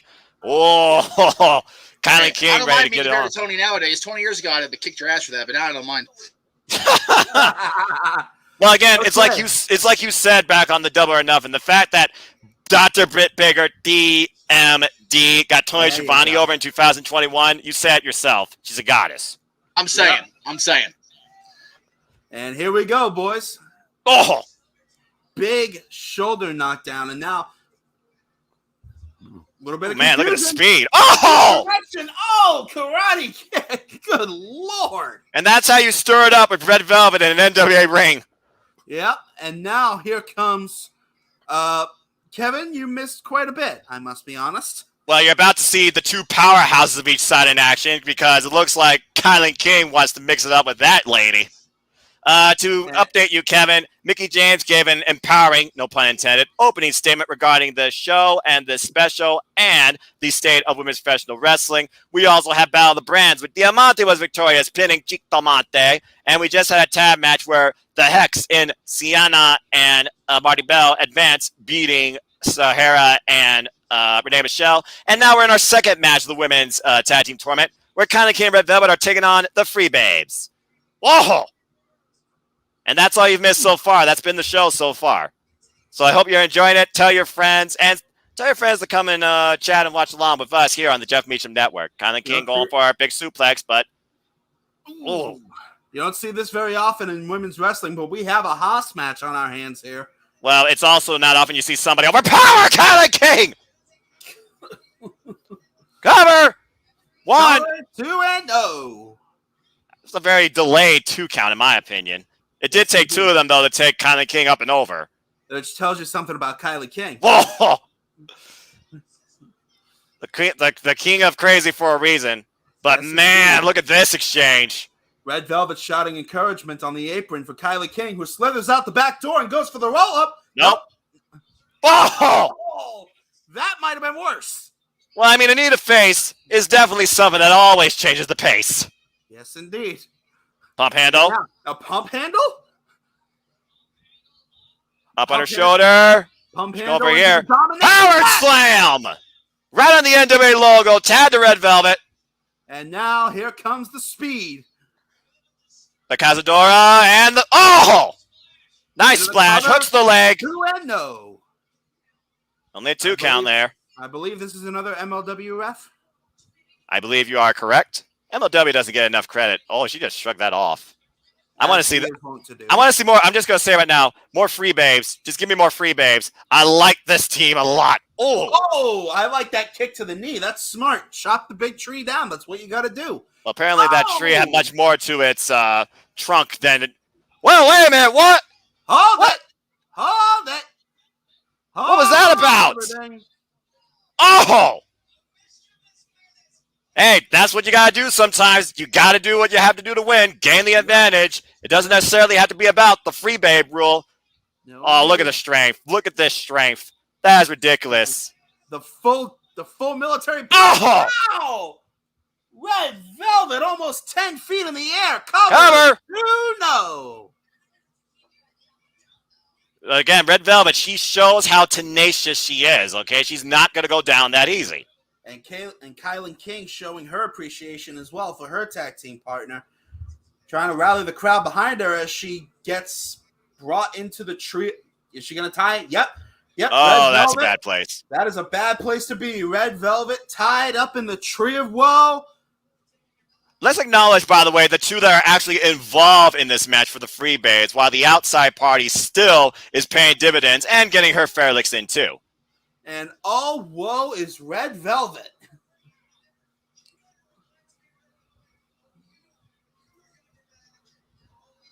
All right, now, Red Velvet seriously needs to get out of that corner. Tries to crawl and make a tag. Nope. Not, Miss Gordy, I assume, is not going to let it happen. Well, I can see why Miss Gordy is literally the powerhouse of the team. Good Lord almighty. Like father, like daughter. You're not wrong there. Oh, cheap shot to Kylan, taking off the apron, and a big splash in the corner. Tag. In comes Lady Yang. Ooh. Shout out to Jimmy Wang Yang, by the way. Yep. And now Red Velvet in big trouble. Dead center of the ring, nowhere to go. What looks like a rear naked choke to my eye. And she doesn't, I don't think, have her forearm fully underneath the chin of Red Velvet, which is why she's able to fight back right now. But she is definitely controlling her opponent. Well, I stand corrected. Was controlling her opponent. Went for the kick, got blocked. Oh, wait a minute. Picked the ankle. Right into the ankle lock. And she's biting it, too. That's not something you see every day. Ooh. Actually, insult to injury. Yes, indeed. Trying to chomp down on the Achilles tendon. And shout out, by the way, to the fact she's wearing Chuck Taylors, by the way. Respect. Hey, I respect a classy shoe game, all right? I'll just say that right now. Absolutely. As long as those Chuck Taylors aren't screaming on her feet, that's the important thing. Yeah. That's a good point. All I'm saying is, when I think Chuck Taylor, I think one half of Best Friends. Well, they got to give the people what they want. But anyway, trying to get out of there. Well, there will be no hugging out between these two teams tonight. Not after that roundhouse kick. As Kylan King's back in the ring. Kylan King. Oh, there we go. My home state girl. Get it, Kylan! Kylan King, again, one of my favorite wrestlers to watch. Oh! And the side of the head. And a big suplex follow-up. As the King war cries, cover! Broken up. In comes Yang to break things up. And then Red Velvet taking out of the corner. Oh, no. Free Babes taking over again. Tag. There's the tag. And now Kylan King in a heap of trouble. Uh-oh. Up on the shoulders a of Yang. bit of a... Here comes Gordy. Well, what's going on here with the... miscommunication. Forced miscommunication. A little dysfunction at the junction. Kylan King got her up. And the Kingdom falls. Cover. Hooks the leg. Into the cover. And the Nightmare Family advances. Beautiful.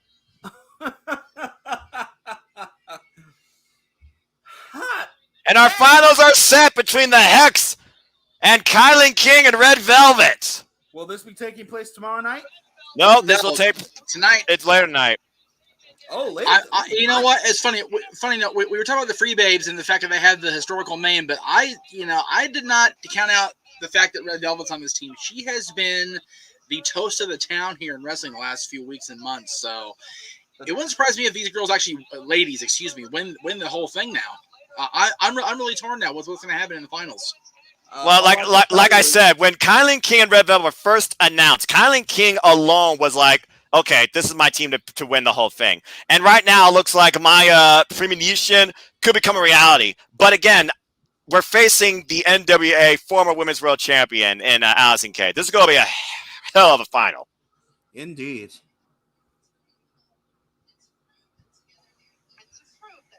I didn't realize, man, it was so tall. Yeah, she's actually pretty darn tall. Because Allison's freaking tall as heck. I mean, for all we know, the interviewer could be standing on an apple box. Or wearing high heels. Also true. Definitely the high heels. That goes without question with me. I'm not trying to shit her. I'm just stating how it is. Yeah, come on. How many female correspondents in the wrestling business wear high heels to look taller, but not necessarily taller than the ones they're interviewing? It's an old trick that exactly. won't go away anytime soon. No. If you're a guy though, you just stand on a soapbox or something. Yep. Or a milk crate. Mm-hmm. Or if you're in the 70s with Vince, you dig a hole so you can see lower and have Andre see him even that much freaking bigger. Yep. Yeah, that's true. All right. Jeff, can you hear my PPV feed? I can definitely hear something because I hear more than just my own. Yeah. Well. All right. Anyway, let's go back and see what's next. Yes, indeed. It's the Hex seem very confident. All I can tell you is we're in for a treat when that bell rings. Oh, wow. Gail Kim. Oh, hi. Hello. There we go. I love it. Hello. You want to talk about different trailblazer? Jeff, go ahead and talk. I was going to say, historical context, guys. 3 of the people you're going to have come out here right now. You've got Gail, you've got Medusa, you've got Mickey, and you've got Jazz. Talk about the freaking walls coming down in professional wrestling. First of all, Gail Kim, did we ever think we'd see the Impact Knockout pioneer, an Impact Wrestling stalwart with an NWA brand name behind her? Did we ever think we'd see Impact and NWA being buddy-buddy again? I sure as hell didn't. I generally can say no, not in a million years. Because it was fugly in 2007, and then the whole thing with Billy and Impact was just nasty. That's a whole other show for a whole other time. But we could talk about that a whole different podcast. I remember those days. Contentious with here we go. Here we go with Gail. We'll let the Impact Hall of Famer and the Trailblazer in her own right, former Knockouts champion, speak. Yes. And she is still so fine. Hey, I'm still a guy, guys. Legit. I like women. For sure. Yeah, damn right. And that's, as racist as this is going to sound, that's probably the thing Asians and black people have most in common. They don't crack. Come on.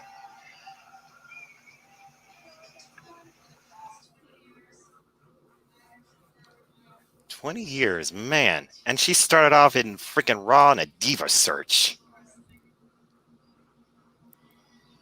I remember those days. I thought she debuted on Raw in that Battle Royal and became champion in 2003.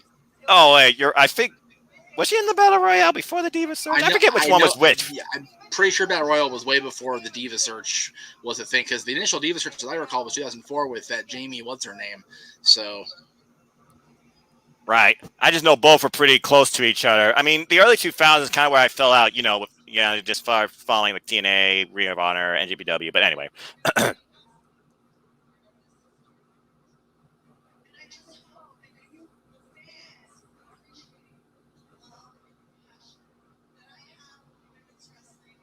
Oh, we do. We definitely appreciate women's wrestling and everything you and everyone else brought. Wait, what? What in the world? Oh. Here comes Taryn Terrell and her party. Genocide and Pull Up Blaze. Can Taryn just not seem to leave Gail alone when she's trying to do something decent? Apparently not. Throughout history, I mean, for real, look at the Dollhouse's battles with Gail. I'm about to say, with the Dollhouse and Gail Kim, that was a rivalry for the ages. They were always at each other's throats. To the point that Gail Kim started coming out with a brand new entrance with that candlelight thing after, there was a fallout with Taryn Terrell and, the Velvet Sky, I think. No, that wasn't Velvet Sky. Who took the title off of Taryn Terrell? Was it Brooke Tessmarker? Brooke Tessmarker. Thank you. Excuse me. Yeah, there you go. I was gonna say, was this in TNA? Well, Impact Wrestling, but yeah, technically. Yeah. Oh, God, Taryn. Lordy. I love her. Taryn outside of the ring's a doll, not to be funny with Dollhouse the name, but she's a sweetheart. Oh, boy, here we go.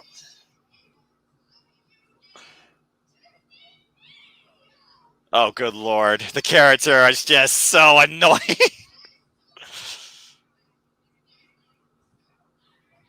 It's Impact Wrestling all over again. She's totally a Valley girl. Definitely not saying that, though. The girl saying that would kick her ass. Yeah. There's a great joke I could make there, but I'll leave it be. We're trying to keep this at least somewhat family friendly. Respect. I appreciate that. I would appreciate a Spectrum would stop having my feed be lagging and having delayed too. That'd be real super. Spectrum, get on your shit. Jesus. Hey, for once, besides the beginning, fight actually been on point tonight. Yeah, fight's been good. It's just my feed between this damn camera and it's gonna be a weekend. Yeah, that says something. Always an adventure. Yeah, no kidding. Come on, you piece of Gail, slap her.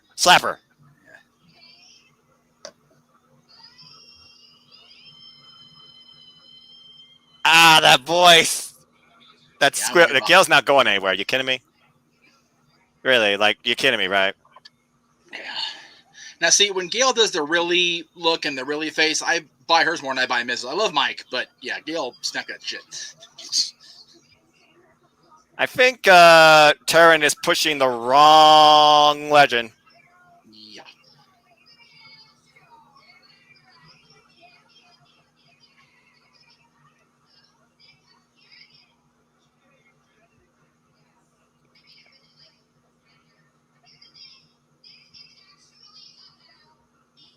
No, it's not. No, it's not. No, it's not. Uh-oh. Lieutenant Terrell pulling out her heavies. Little does she know that Gail Kim ain't alone either. Oh, wait, what the? What the world? What? Whoa! Awesome Kong! NWA! Holy! Do you not remember the wars that Awesome Kong and Gail Kim went through against each other? Whoa! And let's not forget, Kong was also an NWA Women's Champion. Yes, she was! Ho, ho, ho, ho! My girl Kia's come to bust shit up, I'll tell you what. Yeah, that's the statement of the year. Damn right. Don't mess with Kia Stevens. Now here's the thing: is she after Gail Kim? Remember, these two were the hostile of rivals. The biggest of rivals. And I'm sure whoever her handler was in like 2009. Oh well, I answered that question. Yep, answer that question at least for right now. Because that Kong backhand slap will still across the face. I love it. Yeah, because from her run in Impact Wrestling, Awesome Kong does not make friends very well. No, she doesn't, especially with this double underhook. Ow! Buster! On top of genocide. Both women down, and Gail Kim, I can't believe I'm saying this, and Gail Kim and Awesome Kong standing tall together in a wrestling ring. Again, what the heck else can happen in 2021? I just got my question answered. My 27-28 brain are going, what? I'm like, hey, guys, I guess it's fair to say that Karma's a bitch. Right. I understood that reference. You're brilliant. You're brilliant. Holy folks. Holy cow! Gail Kim and Awesome Kong. Oh. Wait a minute. Oh my gosh. Too soon. Do we need this match to happen again? I'm right with it. She's caught her to the ring. I'd be alright with this freaking feed working too. That'd be real neato. Yeah. Book this match. Book this match. Book this impromptu match. Let's just go ahead and book it. Wait a second. Huh? Oh, okay. Awesome Kong wants to speak. God. Awesome Kong's gonna talk? This should be good. Shh. Yeah.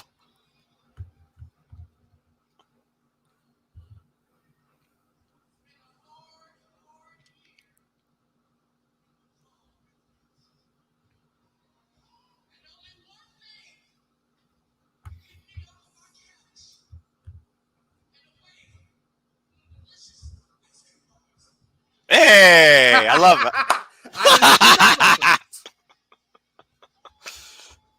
I have a finger chocolate chip ice cream too. It's right. Oh my god. Whoa. Respect. Fucking feet keeps spazzing out. God, this is irritating as hell. Pay $40 for this shit and Spectrum can't keep up with it. Aw.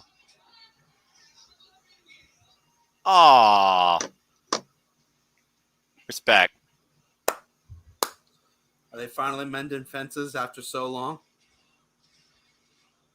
I think literally that last sentence and that point solidified that. I mean, man.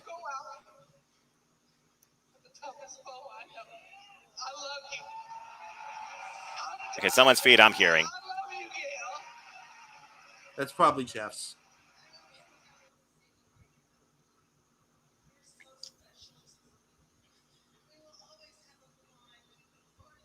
Those two made each other better every time they were in the ring. Wow, pure tears. Okay, damn. Well, just so you guys know, I keep getting a loading screen. It's not Fight's fault. So if you guys don't hear me commenting along with where you're at, if you two and you guys at home, that is Spectrum's fault. I have encouraged you guys to blow them up and bitch them out because I'm tired of this crap every freaking month to try to do a pay-per-view.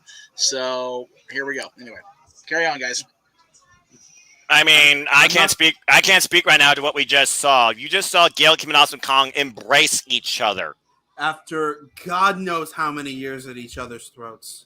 In kayfabe, anyway. Well, there was no kayfabe there. That was real emotion. That was as legit as it gets. You're going to be hard pressed to find something that real anywhere else. The closest I can think of is Elizabeth and Macho Man in '91. That's a heck of a comparison. Mm.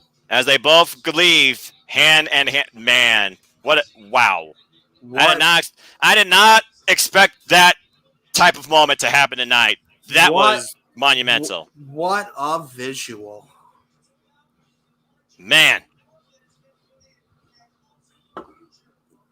Dude, I could barely hear a word of anything those two said, and I'm shook.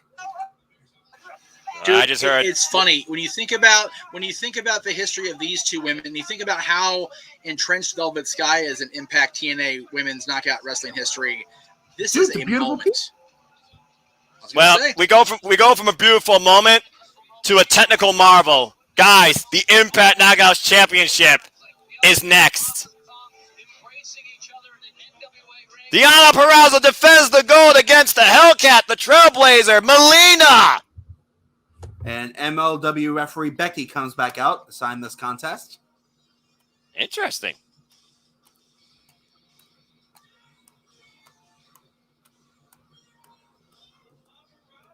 I think I just caught up with you guys because I saw Becky walk out as you said it out loud. So So yeah, you're pretty much on pace with us. So even if because the paparazzi is back. Okay. Yeah. Oh, there's Melina right. Oh man, she's wearing a black veil. Look at this. Jeff, control. I think we just lost Jeff again, Casey. No. I wasn't trying to like goggle out. I was just trying to say I miss this girl so much. She's such a wonderful presence whenever I get to see her, and I'm trying to get her booked on the podcast again. I know she's doing a couple of meet and greets out here again when she comes back to town, so I'm gonna try to work it out. And she can still do that damn split. What the hell? Oh yeah. Let's be honest here. Anyone else who does the wrestling split, Melina is the original. Oh yeah. No disrespect to Penelope Ford. And they're actually not averse to mentioning WWE. What the hell? Well, I mean, you gotta consider everything she did. I mean, she was the manager for Eminem. She was a multi-time women's champion. And now we bear witness to the virtuosa. There is only one woman that they call the virtuosa. And here she comes, DP2B's herself. Donning gold. Well, platinum, but who's counting? Platinum's more valuable than gold, in my opinion. I think that definitely is the case tonight. Yes, indeed. The Knockout and AAA Women's Reina de Reinas. Those of you who don't speak Spanish, that translates out to Queen of Queens. Very good, my friend. Bien. Very good. Oh, this is going to be a technical marvel. This is going to be a match to remember. Oh, indeed. I took 2 years of Spanish in high school. I remember a couple of things. I took 1 year, so at least I know a little bit. At the top, like we said here about an hour and a half ago, match of the night coming up. I have to agree. This is probably going to be match of the night. I honestly, given the talent, the pure, unadulterated talent of both of these women, I would not be surprised to see it in the running for match of the year. It's hard to say if we've actually had a true women's match of the year yet. This very well could be it. Mm. And I've seen a lot of women's professional wrestling, besides Stardom. Well, Stardom's probably up there. Here we go with Kyle Davis. Yep, let Kyle Davis talk, and then, Jeff, you can resume your thought. Thank you for telling me the guy's name. I was actually about to ask that. You're welcome. From the ATL, baby. Go, Kyle, go. That's how you introduce a legend.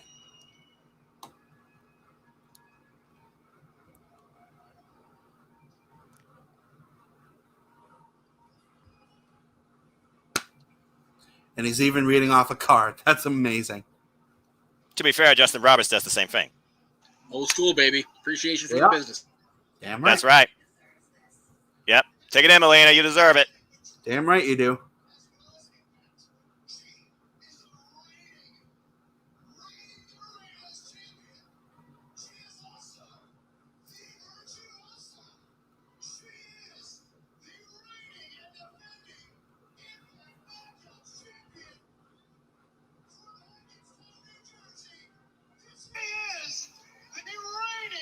Deanna's going, God damn, Cal, calm down. It's all right, brother. You're right, but damn.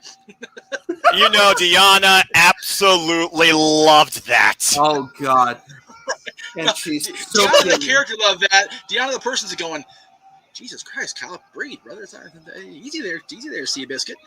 Yeah, You'd almost think she's talking to Jeff. I mean, what? All right, there we go. Nice.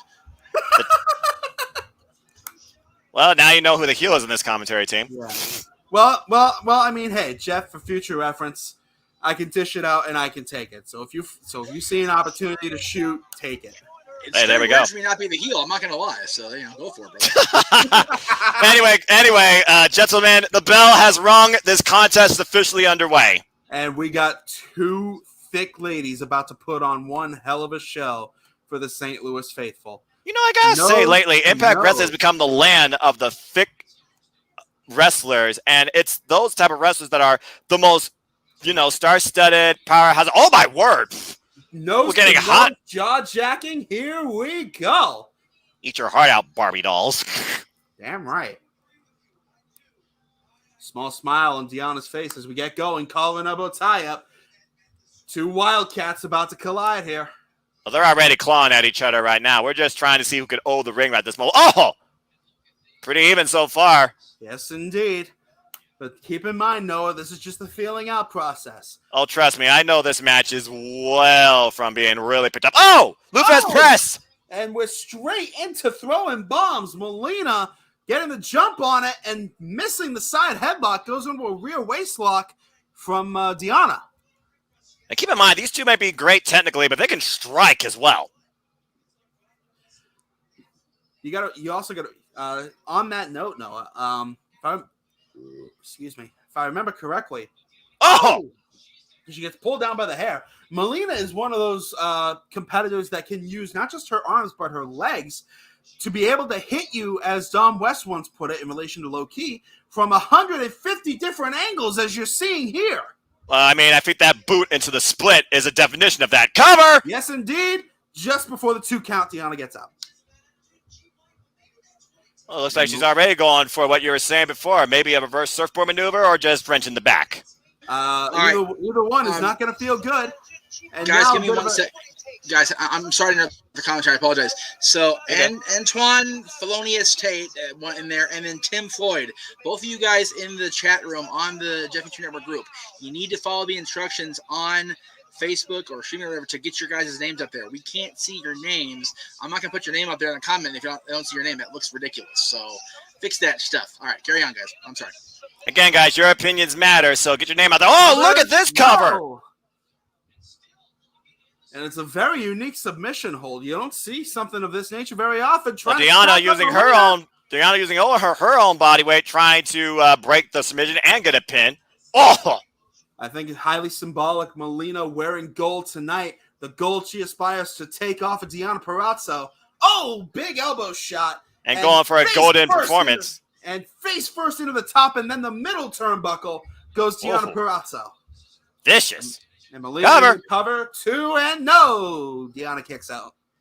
Well, the thing you also got to consider is right now, Deanna has not gone after her game plan, which we know is the Venus de Milo or the Fujiwara armbar. She hasn't gone after the arms of Melina yet.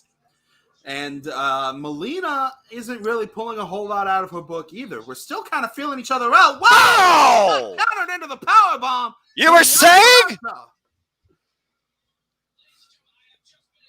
Normally this would be where I'd stop talking, but I kind of have a gig to do. Cover broken up at 1.5. You know, sometimes you let the wrestlers tell you the story versus the actual voices behind, in this case, the virtual podium, okay? That's like the art of New Japan Pro Wrestling. You take in the action, you look at the sounds, you look at the story, and you look at the verbal tirade like this. Oh, man, that almost like a freaking key lock almost with her arm on the ropes. Only has a 5 count, but still damaging the arms. And again, going back to my previous point, Deanna now, target sighted, softening up the arm, trying to go and get ready. Oh, for the Fujiwara armbar, which of course is her go-to. Yep, and if I'm not much mistaken, she's actually working on both arms, thereby giving her 2 targets. And the Venus de Milo is a double Fujiwara, where literally you have no choice but to verbally tap or hope that you can extend yourself to the ropes. If that gets locked in, this match is over. Melina's a tough chick, though. She will not go down that easily. She's also very flexible, too. Shut up. I see some of you out there in the comments. Shut up. Oh, I'm just watching the TV. I'm like the guy that just looks at the monitor. I don't see like what's on my phone. This text says, unless it's on the screen, courtesy of the broadcast studio, I'm not going to acknowledge it with all due respect. Yeah, that's fair. It's just I know how my word choice usually lands people in hot water. I mean, that's fair. Oh, no! Vicious stomp to the arm. Shades of what Shayna Baszler used to do with her NXT title run. One of my favorite runs. Cover! Oh, wait, no, foot. Too close. Very well noticed by the ref. You cannot have any body part underneath the ropes during a cover. Yep. Noah, again, pardon the interruption. If I restart my router and I'm in the middle and I'm on the control, will I lose the feed with all you guys, or will I just bow out myself at this point? Well, since you're the host and the creator of this, I think it would literally boom, drop your whole thing since it's routed for your internet. So okay, it's probably not. Just hang on. I'm restarting the TV first because that's what it said to do. So if we lose feed here, if you're watching at home, just hang tight. We're having major tech issues, major. So yep. Be patient, folks. Oh, look at this, Deonna channeling one of the greats. Might be going for a figure 4 leg lock. Yep, here it comes. Reach your boy Ric Flair. Where are you now? Locked in the ring. Oh, the pressure has to be excruciating. And the insidious thing about the figure 4, it is your own knee that is breaking your ankle within this hold. Yeah, there's only 2 ways of getting out of it, a rope break or rolling to reverse the pressure, but still every second of that is agonizing. Yes, indeed. And we see the results of that as Melina writhes in pain. Has the damage already been done as Deonna looks to go back in? Deonna firmly in control right now. It looks like she might be going for it again as you... Wait a minute. Ooh. Wait a minute. Gave herself into a counter. Small package. No. Again, all it takes is 3 seconds, and we could have a new champion. Yes, indeed. It only takes one to land in. It only takes one to find yourself in trouble. It only takes 3 to lose everything. Well, she still would have 1 title, but I feel like Deonna losing the Impact title would be the biggest disaster for her own confidence in her career. For her own confidence, yes. Well, only time will tell what it does for her career going forward. I think no matter what, this match tonight just continues to elevate the Virtuo's career. Oh! Good God! And that will affect Deonna Purrazzo's ability to lock in the Venus de Milo. Shoulder first into the ring post, sent to the outside. And Melina is feeling it. The Wildcat firing up, trying to get some feeling back in that leg as she limps around the ring, beating her chest like a silverback. Keep in mind, the title cannot change via count out. I not only got the feedback, but I think I'm actually synced up with you guys. So just don't breathe, don't say anything. It won't see us. It's like a T-Rex.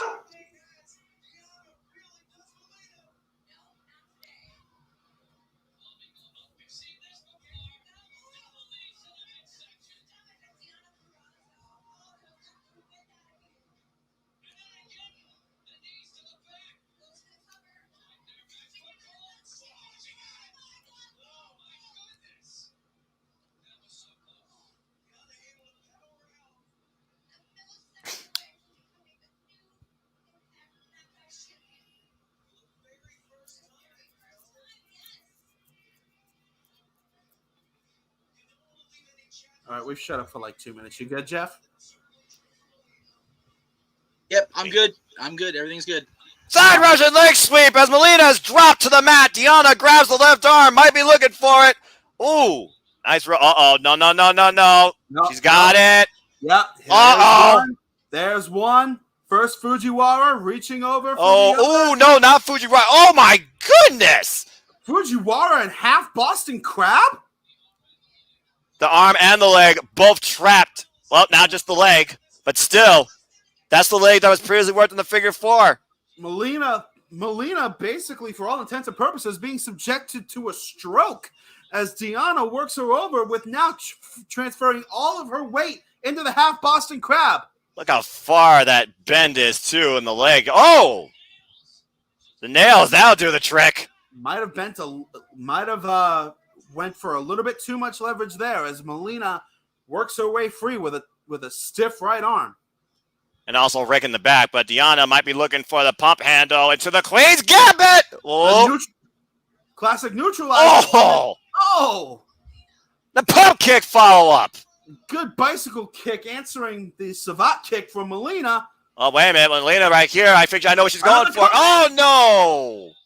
No, couldn't get it. Oh, wow. Full body press.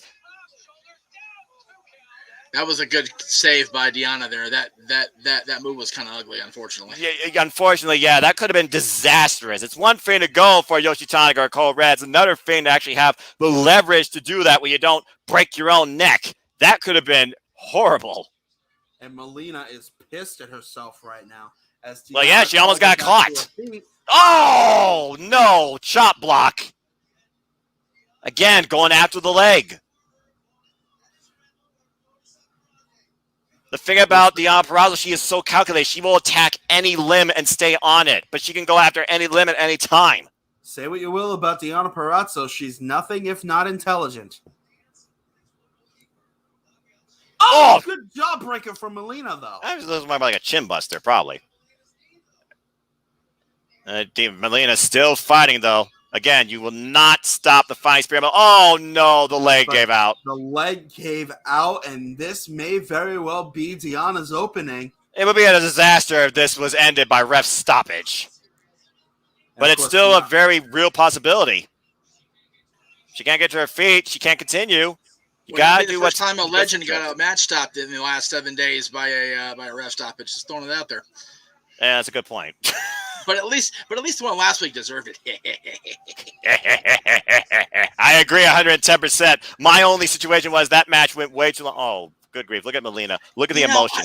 I'm glad you said that. Not to take away from this match, but man, that match went way too long for what it was. Like, for real. Anyway. Oh, yeah. Melina's hurt. Melina knows her situation, but she wants to finish this match. That is tremendous heart. That is heart for days. There's no way Melina's going to go out. That is not something you can measure. Oh, wily veteran. That might be a little bit of fake out. Or maybe adrenaline. You got to get out of the corner, though. You only can be in there for 5 seconds. I just pushed her off. And possibly. Deonna. Oh! But back at that knee. Yep, she may as well have given Deonna Purrazzo a big damn bullseye because Deonna saw her go to the knee, went straight for it. Deonna knows she's in control right now. She could end this if she wants to, but she's out to send a message, not only to Melina, but to Mickie James, who started this in the first place, interrupting her back at Slammiversary. Which, by the way, I hear Slammiversary was an awesome show. Is that the I was there live. It was absolutely incredible. Please go rewatch it as an Impact Insider. You get it for free. Is that the one where Kenny Omega took on Rich Swann? No, that'd be Rebellion. Kenny Omega took on Sami Callihan at Slammiversary. Another match I really want to see. Both of which are available on Impact Insider. Anyway, back to this. Melina continued to fight, but she is definitely a one-leg woman. Oh, this isn't going to work. Oh, wait, she got it! She got it off, though. But she can't capitalize. She's crawling to the cover, but Deonna, well aware, goes to the ropes. Melina hooks the outside leg. No. So close, but just not enough follow-up. The execution was there. The aftermath was not. And now the question becomes, what does Melina have left in the tank? Will her dream elude her this night thanks to that botch that nearly cost her her leg? Another question is, what is Deonna Purrazzo feeling right now after that move? She definitely got her head spun. Yep. Might be going for it. Are we looking for it? Nope. No, gave her arm. Uh-oh. The armbar locked in. Middle of the ring. Single arm Fujiwara.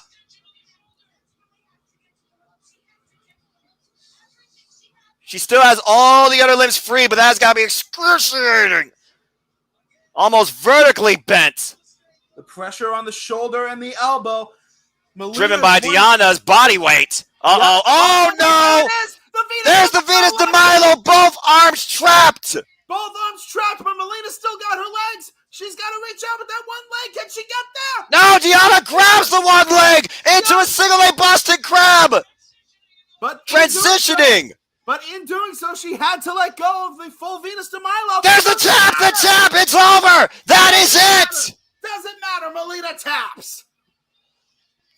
Just too much. But wow, what a fight. What heart and guts and determination displayed by a true legend and trailblazer in the women's wrestling world. Now, there's no denying that, but at the end of the day, you cannot overcome the tenacity and the intelligence tonight brought forward by the Virtuosa. Deonna Purrazzo remains Deonna Two Belts for at least one more week. And as my friends in talk about absolutely nothing but Impact Wrestling, long may she reign. Congratulations to Deonna Purrazzo, still the Impact Knockouts champion. The Queen of Queens retains her throne on this night, but you can take nothing away from that woman pulling herself under the bottom rope right now. And in doing this match, both ladies just continue to elevate their game. A blatant disrespect, though, by Deonna Purrazzo. What a classless act. I understand you won, but come on now. Were you really expecting anything else? Of course not. She's the Virtuosa. Exactly. She teamed with Mandy freaking Leon back in the Ring of Honor days. If you're expecting anything else from Deonna Purrazzo, you're out of your mind. Yeah, but you would still think on a night like this that was about her story, and both ladies accomplished that, there would be at least a little bit of a modicum of respect between the two. I feel like deep down there should be, and maybe there is, but I guess as far as in-ring, you're not going to see that tonight. No. In-ring, it's all about wins and losses, and tonight the win goes to the Virtuosa.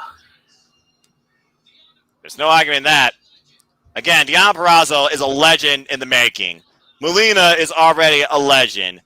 But you got to wonder, Deonna Purrazzo, who can stop the reign of the Virtuosa? A professor, maybe? Well, that would be a question for another day and a wrestling match to happen. But for now, we take a break. Whew. Great contest, though. Gentlemen, I am exhausted just watching that match. What the hell? Again, Jeff, that's your lady. She put up a hell of a fight.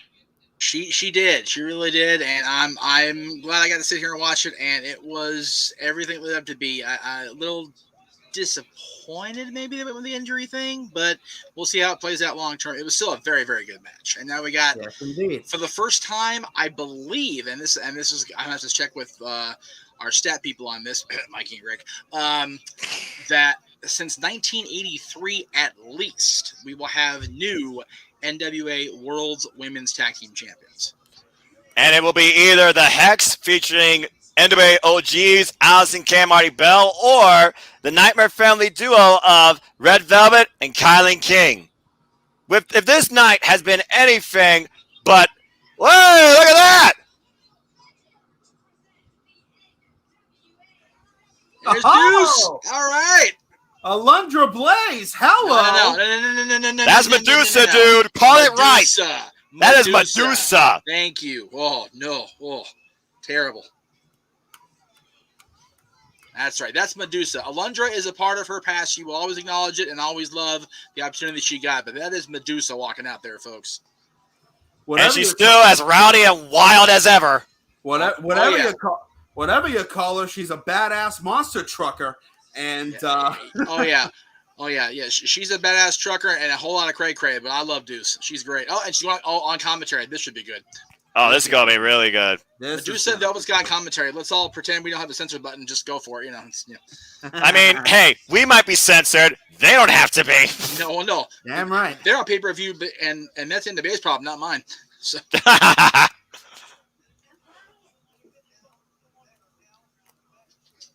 I'm just now seeing the tag on Joe's jacket there. That's a cool throwback NWA patch. I like that. I was wondering about that. Yeah, very cool. Very old school St. Louis era, actually. All right, here comes the Hex. And here comes my pick to win. Red Velvet and Kylan King. We got to come up with a name for these two. Well, they don't have a name yet in AEW, but as far as I know, I mean, the number one thing you could say about them, they are members of the Nightmare family. One stirs it up, one's the king of crazy. I call him Crazy Stir. Stir Crazy. Yeah, that works too. Honestly, I'm sure if they win the gold, they'll probably ask Twitter, hey, give us a name. Regardless, Kylan King, Red Velvet, they're my picks to win this. All right. And if this night has proven anything, anybody tonight can claim their moment. Yes, indeed. To include Stir Crazy, seen in here in front of us. Red Velvet stretching out, awaiting their opponents tonight. And here they come. Ready to cast a little magic on St. Louis. The Hex. Based on what I saw earlier, I think it's fair to say the Hex definitely have been the more concrete tag team in this tournament. The Red Velvet and Kylan King have basically been tagging since this pandemic. So while they probably got a little bit, maybe close to a year experience, Marty Bell and Sienna have known each other for years.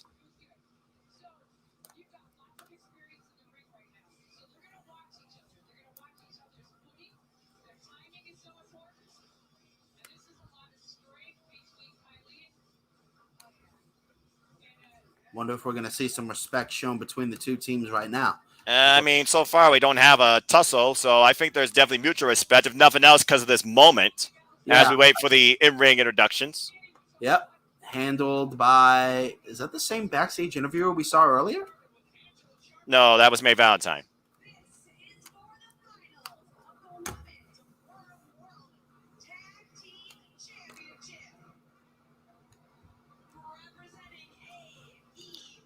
And I love that company. I like this duo, too.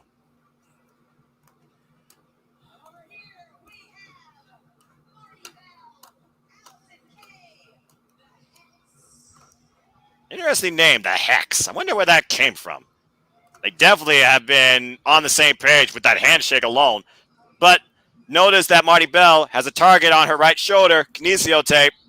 Yes, indeed. And we are going to have Allison Kay and Kylan King starting us off here, it looks like. Well, how fitting, the two powerhouses. We're going to get another Haas match.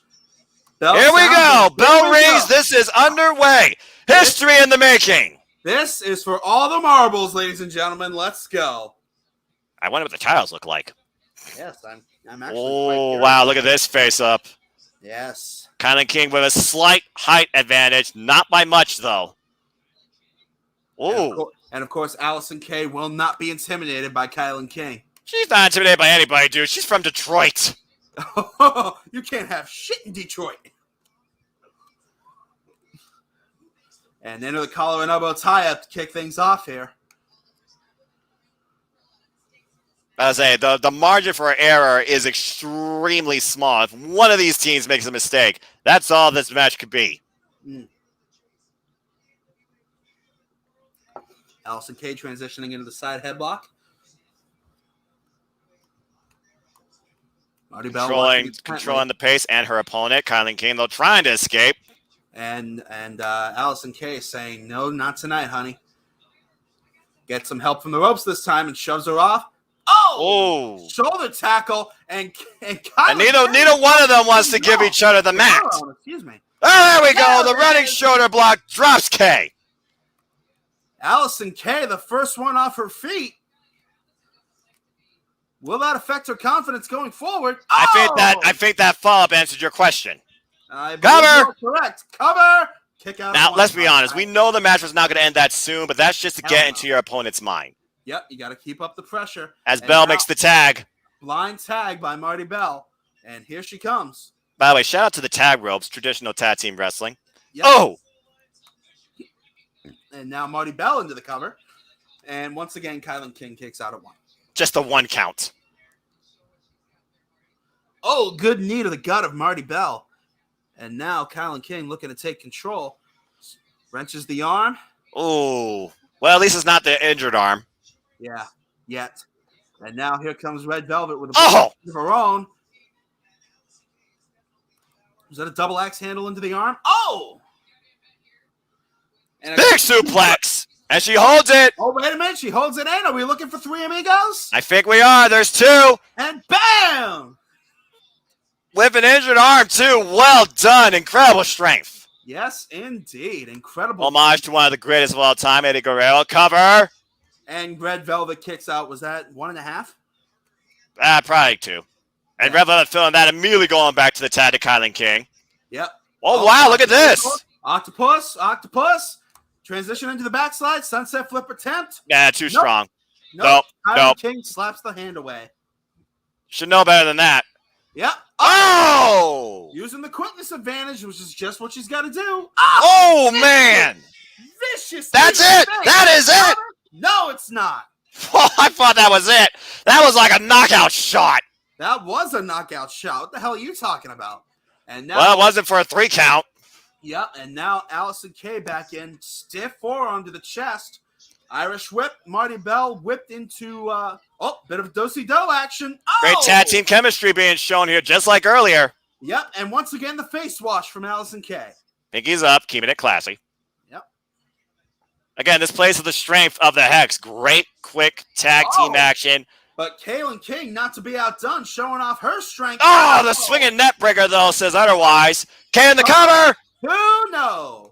I think that might have been the first 2 in the match. Possibly. And again, Allison Kay looking for her 2nd title in the NWA. She's got some stiff competition in front of her. She wants to get it. Up on the shoulders goes Kylan King, trying to fight out of it, kicking wildly, fighting for her life.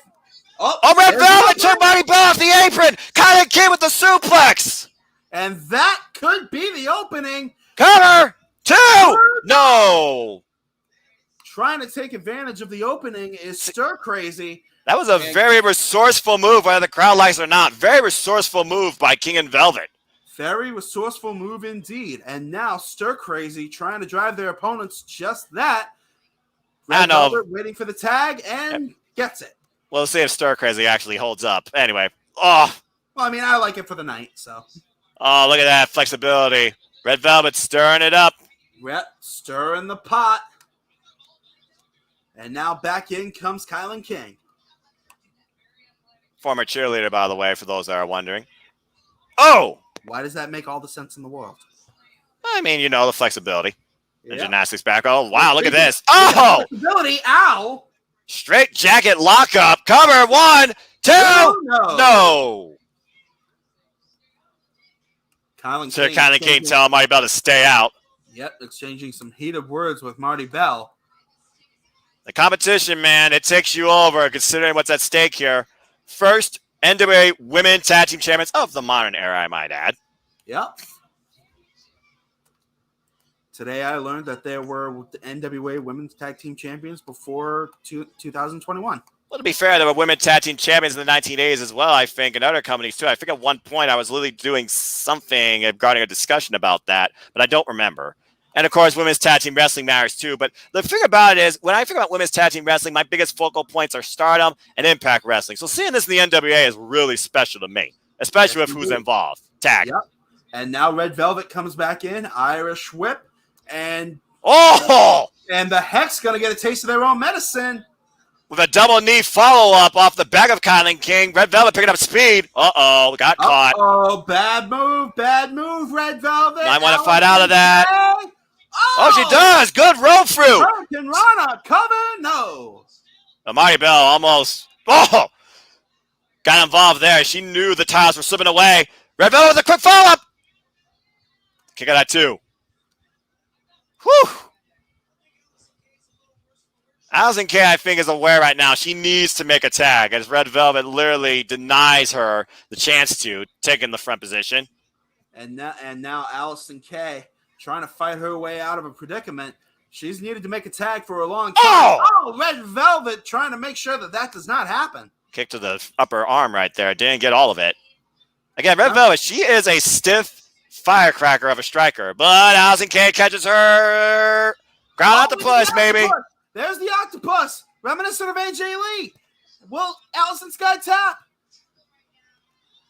She's got a lot of center. I don't think she's got all of it, though. Look at the arm. The arm is not fully extended. The arm is, that's a good point, Noah. You have to get a good grip on Oh, wait a minute. Wait a minute. Are we looking at a tombstone? Oh, wow. That's a resourceful escape. That's a good way to get Oh, the stunner. Look at that. Red Velvet off the ropes. Allison K. Rock. And a spine buster plants Red Velvet in the middle of the ring. Arn Anderson, you better be watching. That was double A quality right there. Both ladies down. Who can capitalize off this? Allison K desperately needs the tag. Red Velvet in a bad way as well, but I think Allison K is in the worst condition. Well, the pinky's up, so you know that she's still in this. And Marty Bell desperately reaching for Allison K. She's a fingertip away. Crowd's filling this. Kylan King and Marty Bell both in the ring. Both of these ladies just waiting to get it on. And stiff exchange in the middle. Oh, and a rolling forearm. Oh, wait a minute. Cazadora into the face first to the knee. Good face buster. The follow-up strike, and Red Velvet breaks up the pinning combination. Allison K takes exception of that. Knocks Red We've Velvet reached the point now where this match is just breaking down. Oh, man. K thrown to the outside. Oh, stiff back elbow. And Kylan King sensed it. Uh-oh, what's this? Marty LaBelle, wait a minute. Oh, good power slam. Red Velvet might be going to the top. High-end district. Up on the ropes. High risk, high reward. Nobody. Oh! Big splash and crash. You leave your feet, you take your chance. Sometimes you crash and burn. And Allison K going to take full advantage of the miscue from Red Velvet. She's got her up. We've seen this before. Oh, and Kylan King with the stiff shot. Red Velvet with the roll through, hooks the leg, shoulders down. No. I thought that was it. Get to the midsection. Allison K got her up on the shoulder. Wait a minute. Oh! Inverted knockout. Marty Bell off the ropes. The kick in the AK-47 combination. Covered by Marty Bell. Hooks the leg. We got new women's tag team champions. The Hex have left Stir Crazy vexed. Dang it, though. But what a great match. Congratulations to Marty Bell and Allison K. History made as the former NWA Strong are once again now champions. What a match. Wow, I did not see that coming. But congratulations, Allison K and Marty Bell. They did it. You could tell how emotional and how important this was for both of them. I'm looking at the crowd. I think the only two people in existence who actually saw that coming are the ones having their hands raised in the middle of the ring as we speak. But you gotta imagine, even they doubted it for a second, but they knew they needed to have this. As Medusa comes in the ring with two brand new NWA Women's World Tag Team Championship belts. What a moment. Look at the teal on those. It's like I'm back in the 50s. Think about this, gentlemen, and no, you'll appreciate this, I think, because I think we watched Crockett Cup together. Yes, we did. Presented the belt to Allison K at the Crockett Cup, and now here she is again with Allison, this time as tag team champion with Marty. Wait a minute. Stir Crazy back in the ring. Yeah, I know. It's an incredible moment. Yeah, you and I, Jeff, that was literally the first thing we did. Uh-oh. Oh, hold that thought. Kylan King, Red Velvet, got to be disappointed, though, but you got to respect what all four of these ladies brought tonight. Yeah, absolutely. But Kylan King and Red Velvet, no. And here they are. Better team won. Yep, and there it is. This, I don't care what anybody says. Don't let anybody tell you any different. This is what professional wrestling is all about. Damn right. Preach it, brother. What an amazing moment. What an awesome tag team tournament this has been. Congratulations to the Hex, Allison K and Marty Bell, the new NWA Women's World Tag Team Champions, and the first of the modern era for the NWA. A gutsy performance all around. Oh, what a moment. What an incredible moment. And what a beautiful set of belts. Yeah, I had somewhere I was going with that. I hate when I lose it like that. This is what women's professional wrestling is all about. As Medusa and Kylan King and Red Velvet leave the ring to the champs. I'll just say this. I truly hope this is not the last time we see Kylan King and Red Velvet in the NWA. What a showing. Amazing showing indeed. A gutsy performance, a division forged, and a hex placed at the top of the card. I don't think there's going to be any bad mojo with this hex, though. No, indeed. Very great stuff. Congratulations again to the hex. I'm straight edge. I don't drink beer. You're a better man than I. This mix for you. My night is brought to you by Gatorade. What?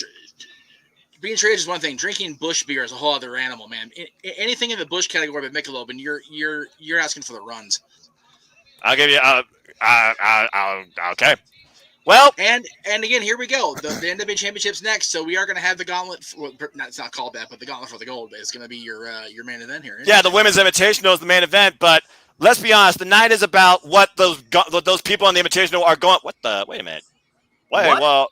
What Billy is Corgan? Billy Corgan? What is Billy Corgan doing here, and what's he got in his hands? He's probably got the Burke that he purchased.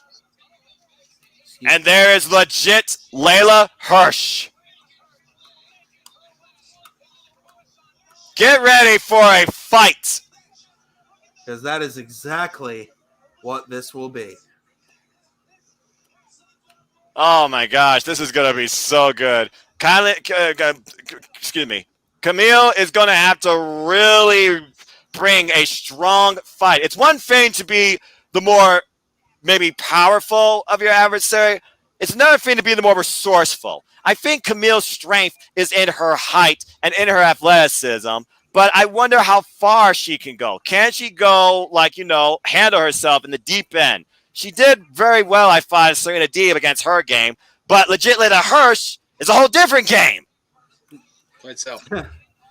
Just when you think you've mastered the game, she changes the rules. And there is strictly business. Strictly business. They're all here. I love it, man. They're all here backing their girl. I love that. Camille at the front, the 10 pounds of gold at her back. Nick Aldis presiding as the champ makes her way to the ring. There she is, the NWA Women's World Champion, the Brick House, Camille, in her biggest match to date. She is tall. Question. She is tall. She is toned. She's a brick house. She is mighty. Just letting it all hang out. She is tall. She is toned. She is powerful. But there is only one woman who has earned the right to be called legit. Well, after tonight, you might want to add that moniker to her name if we get the type of fight that I'm thinking that she can bring. And that I hope she can bring. Oh, yeah. What a presence, though. What a champion. Look at Camille, man. That is the most physically opposing female athlete I have seen in a long time in professional wrestling. Yeah, we don't need a graphic about numbers and moves and accomplishments. You just look at what's in the ring. Mm-hmm. And now we wait for Kyle Davis with the in-ring introductions.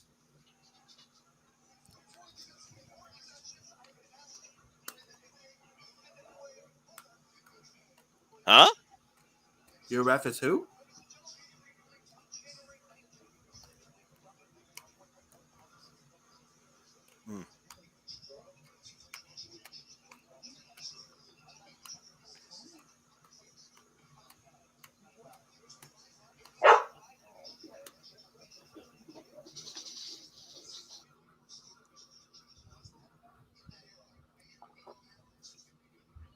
Whoa.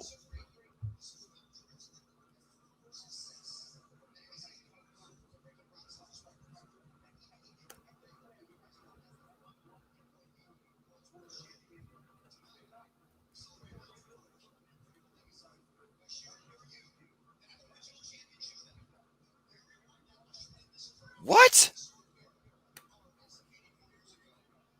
No way. Did you guys not know this had happened? That thing's tiny. Did you not know this had been a thing, you guys? It's been all over Billy's social media and NWA social media for a couple weeks now. Well, I remember it was all over social media, but I didn't think we were going to see it tonight. I mean... Oh yeah, they made it a point that they're going to bring that belt to St. Louis. Absolutely. Well, that is beautiful. That thing is tiny. Now, yeah, remember how tiny, female competitors were back then. Well, I mean, fair enough, but damn. That wouldn't even fit on Riho. I mean, to be fair, Riho had a much smaller belt than what Dr. Britt Baker DMD has right now. Anyway, that's awesome.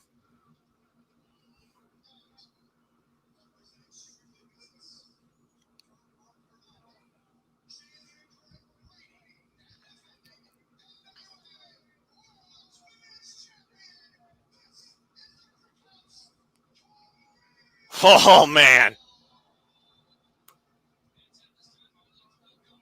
Hey, Tim Storm's on commentary. Gotta love that.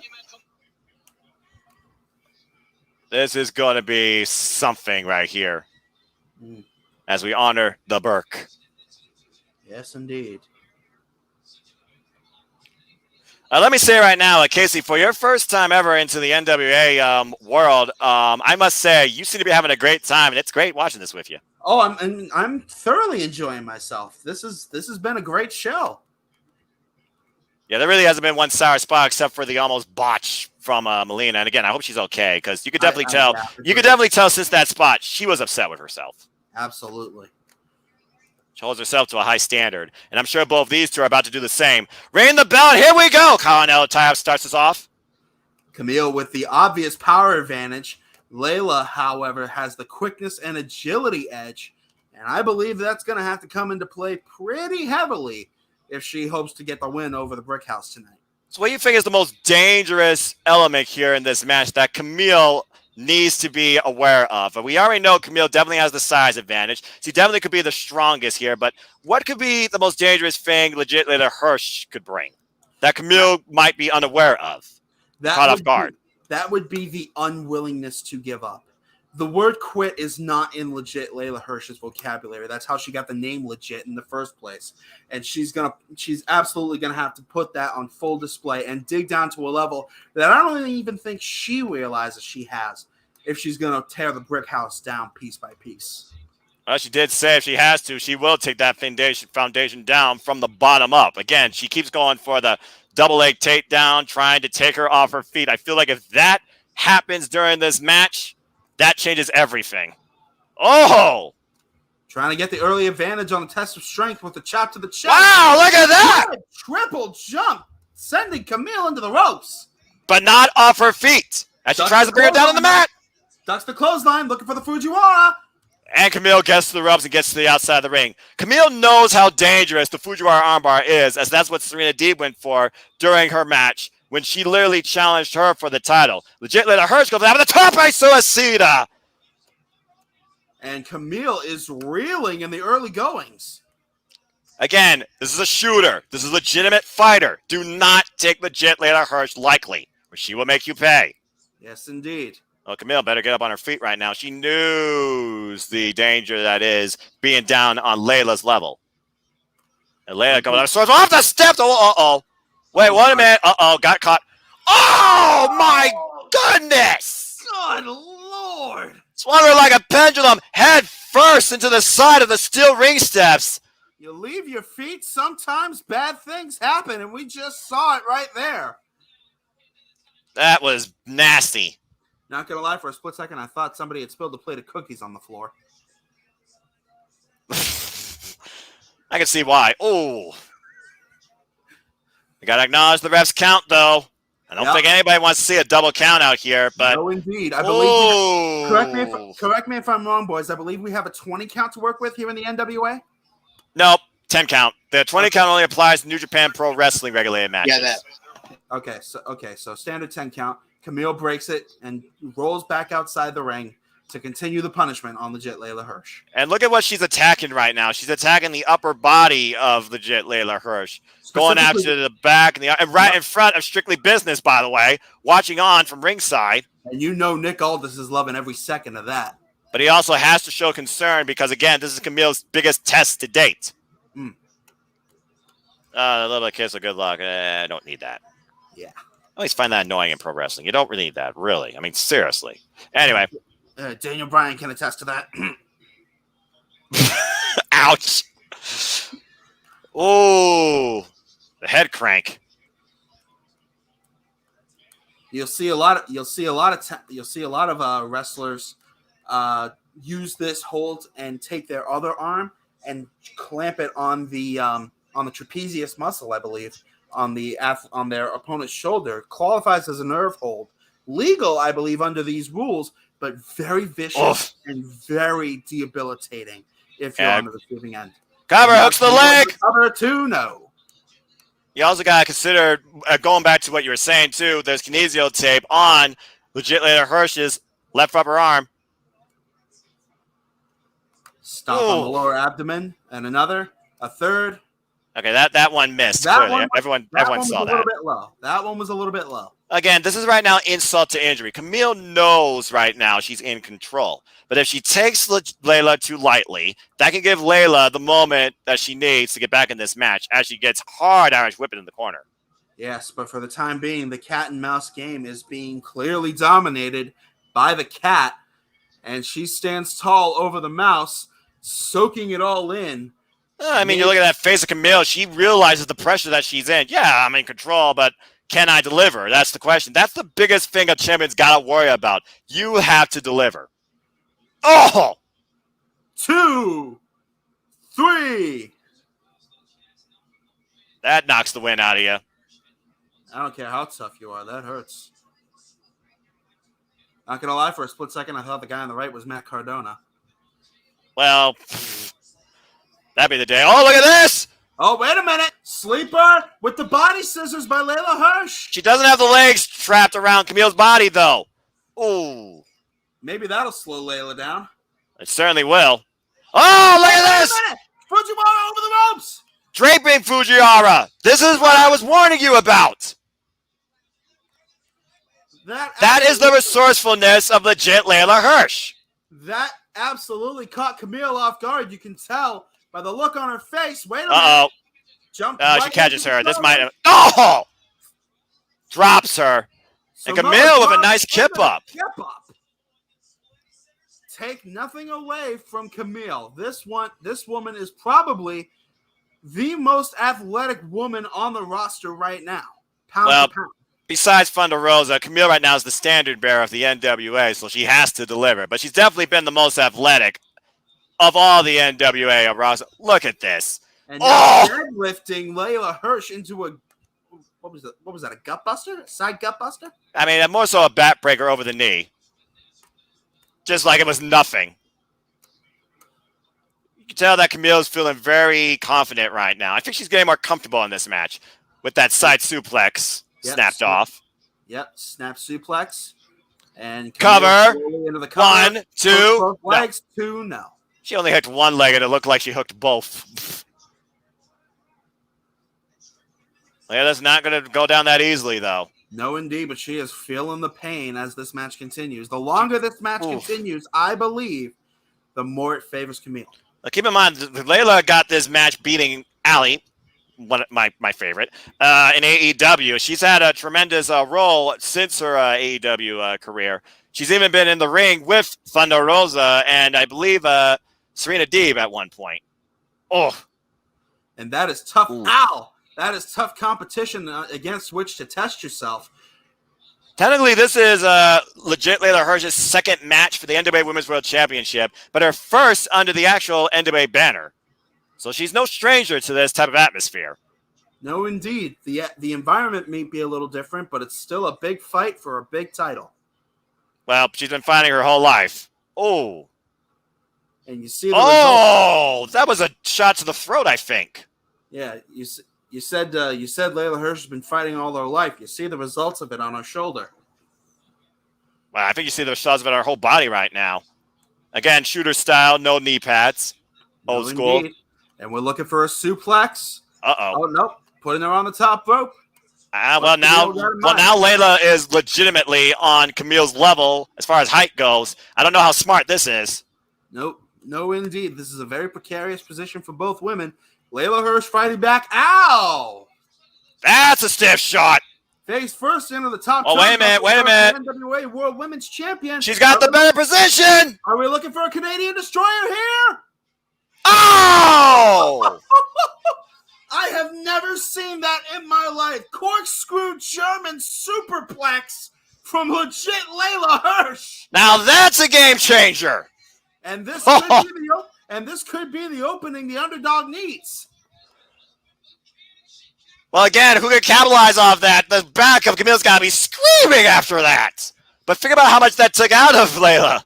Yeah, both women had a big impact on that one, and really it's a matter of who can capitalize first. Looks like And there's the explosive suplex. There's the explosive nature of Layla. I warned you about this. And here comes another one. Layla Hirsch firing up. If she snaps up those suplexes, you are in trouble. Oh, Camille fighting back, though, avoiding the third. No, stand corrected. No. Just popping the hips expertly is Layla Hirsch. And a follow-up rising knee strike. Knee to the face. And another shining wizard. Cover, Layla, cover. And we might have a new champion. Far leg 2, no. Oh, that was close. Oh, that was so close. That is definitely the most vulnerable. Oh, wait a minute. Layla trapping the arm. Oh! You might have spoke too soon, Noah. And there's the arm bar. The Fujiwara arm bar. No. Camille's fighting it. She locked her hands. It's not fully extended. You have to unlock the opponent's hands if you want to fully cinch in the Fujiwara. Camille knows that better than anybody right now. And now Camille realizes the sense of danger that she's in. Sense of urgency on the part of Camille. She's a long way from the ropes, though. She got the arm. She got the arm. Oh, she makes it to the ropes. Yep, but at the cost of making it to the ropes. But with that hang-on from Layla Hirsch, has the damage been done? Well, let's think about this. What is the finisher Camille's known for? The spear. Oh! Well, that big boot, though, will definitely slow things down. Yeah, that'll knock you. Talk about Mama said knock you out. What's going over here? Torture rack set up. Uh-oh. Rack. What is this? Oh, Argentine bat breaker. Maybe a spin out. Oh! Was that a cradle shock? 2! No! What? A torture rack cradle shock? And a kick out. And she didn't have the legs over the shoulders. And Camille is stunned. And Layla's fighting back. Both ladies literally fighting from the mat up. Both women trading bombs. It might now at this point just be a war of attrition. Maybe the last woman with a pulse will walk out of here the women's world champion. Layla getting the better of the exchange, it seems, and both of these ladies just duking it out. And here we go. Exhaustion setting in. Never mind the pain factor as Layla ducks. Oh, what a side suplex. Side German suplex from Layla Hirsch. Oh, and a running clothesline. Drops the brick house. Cover, hooks the leg. 2-0. Come on. What is it going to take to put the brick house away? You remember when I said that the Knockouts tag would be match of the night? I stand corrected. Yeah, I think we have our match of the night. But then again, the night's not over yet, so. That's true, but uh-oh. It might be if she hits this. Top rope. Moonsault. Oh, no. Nobody home. And then in position for the spear. He jumps the spear. Backstabber. Backstabber, I should say. In the Fujiwara armbar, locked it again in the middle of the ring. Will Camille top? She's a long way from the ropes. Kyle Davis ready to make the call. Oh, got reversed. Oh, she rolled up. Wait a minute. Are we looking into the triangle? Layla repositioning for the triangle. And oh, you gotta be kidding me. Oh! Of Camille. Layla refuses to let go, though. Little bulldog that Layla is, she's not letting go. Relentless and resourceful. Shoulders down. Oh, nope. All right. If anything, and hit the knee. Aiming low. That's a smart strategy. And the brick house down for a second. Oh, got caught. Oh, wait a minute. Oh! night. Spear! Spear! It's Cover! 1, 2, and Camille has retained. Wow! Now that was a legit fight.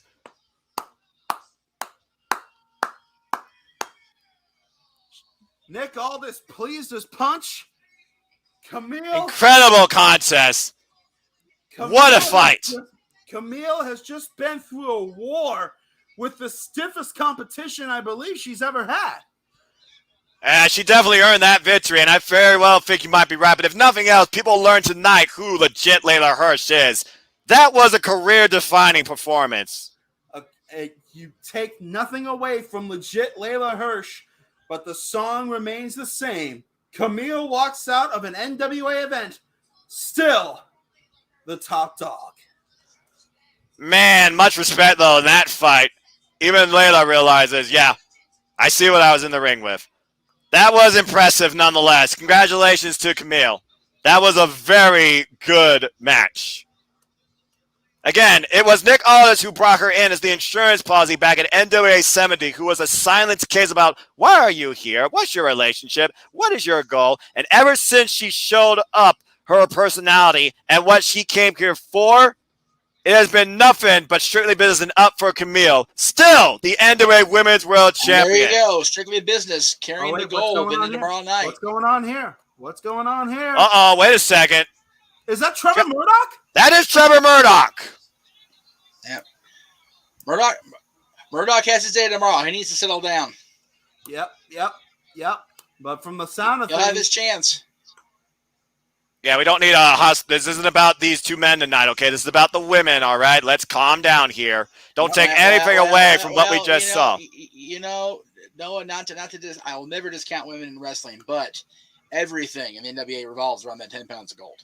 Well, that I will not deny either. You are absolutely correct. There. He is the dealer. He is who he is. He is the world's champion, the real world's champion, and I still say he's gonna, Jay talked me into him losing tomorrow night, but I'm having a very hard time reconciling the fact that may be reality because the thing you got to remember about Nick Aldis, he is still the world's champion. 1,000, almost 1,100 days as world's champion. He owns the deck of cards.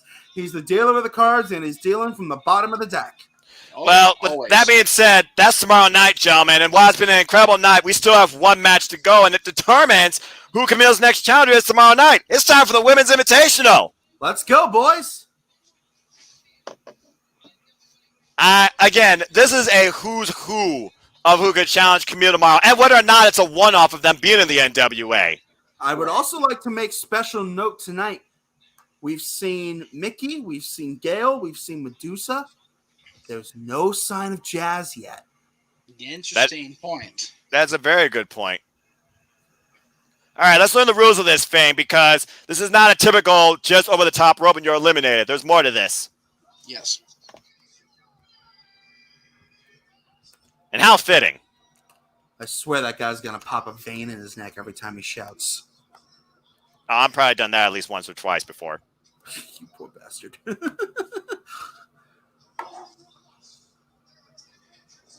10 entries total. 10 entrants total. 10 entrants draw numbers 1 through 10 at random. Entrants number 1 and 2 start the bout every 2 minutes. Elimination occurs pinfall or submission only? Last entrant standing wins. Huh. So this is pretty much a straight up gauntlet match. Yeah, I guess so. Pretty much structured like the one we did at Immortal.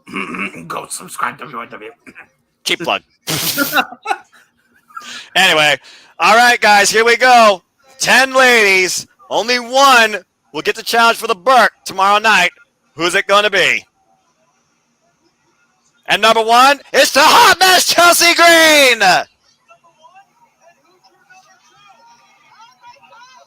Well, Oh, here we go. Hello, Chelsea. I mentioned Matt Cardona earlier. And how fitting you mentioned that. She's the first one out. Imagine if she runs the gauntlet. Yeah, right. You know what? If anybody can run the gauntlet with the momentum she's got, it's going to be Chelsea Green tonight. I mean, she's a correspondent in Ring of Honor, and she's going to be involved in Window of Honor after the tournament's through. She's already been physically involved in Impact Wrestling, and now she's here in the NWA in a Women's Invitational. And might I add, talking about you, Casey, watching All In, she was involved in that four-way match too. Yes, sir. She's done everything. Yes. And been everywhere. Except getting some opportunity with WWE. I mean, what? Wait, what? What'd you say? What? I've been everywhere, man. I've been everywhere. She's definitely traveled. All right, who's next? Who do we got? Oh, period. It is Kiera Hogan. Former member of Fire and Flavor and the Impact Wrestling roster, part of the first ever Impact Knockout Tag Team Champions of the modern era, and have been freelancing ever since, involved in matches in AEW against Hikaru Shida and Chris Statlander.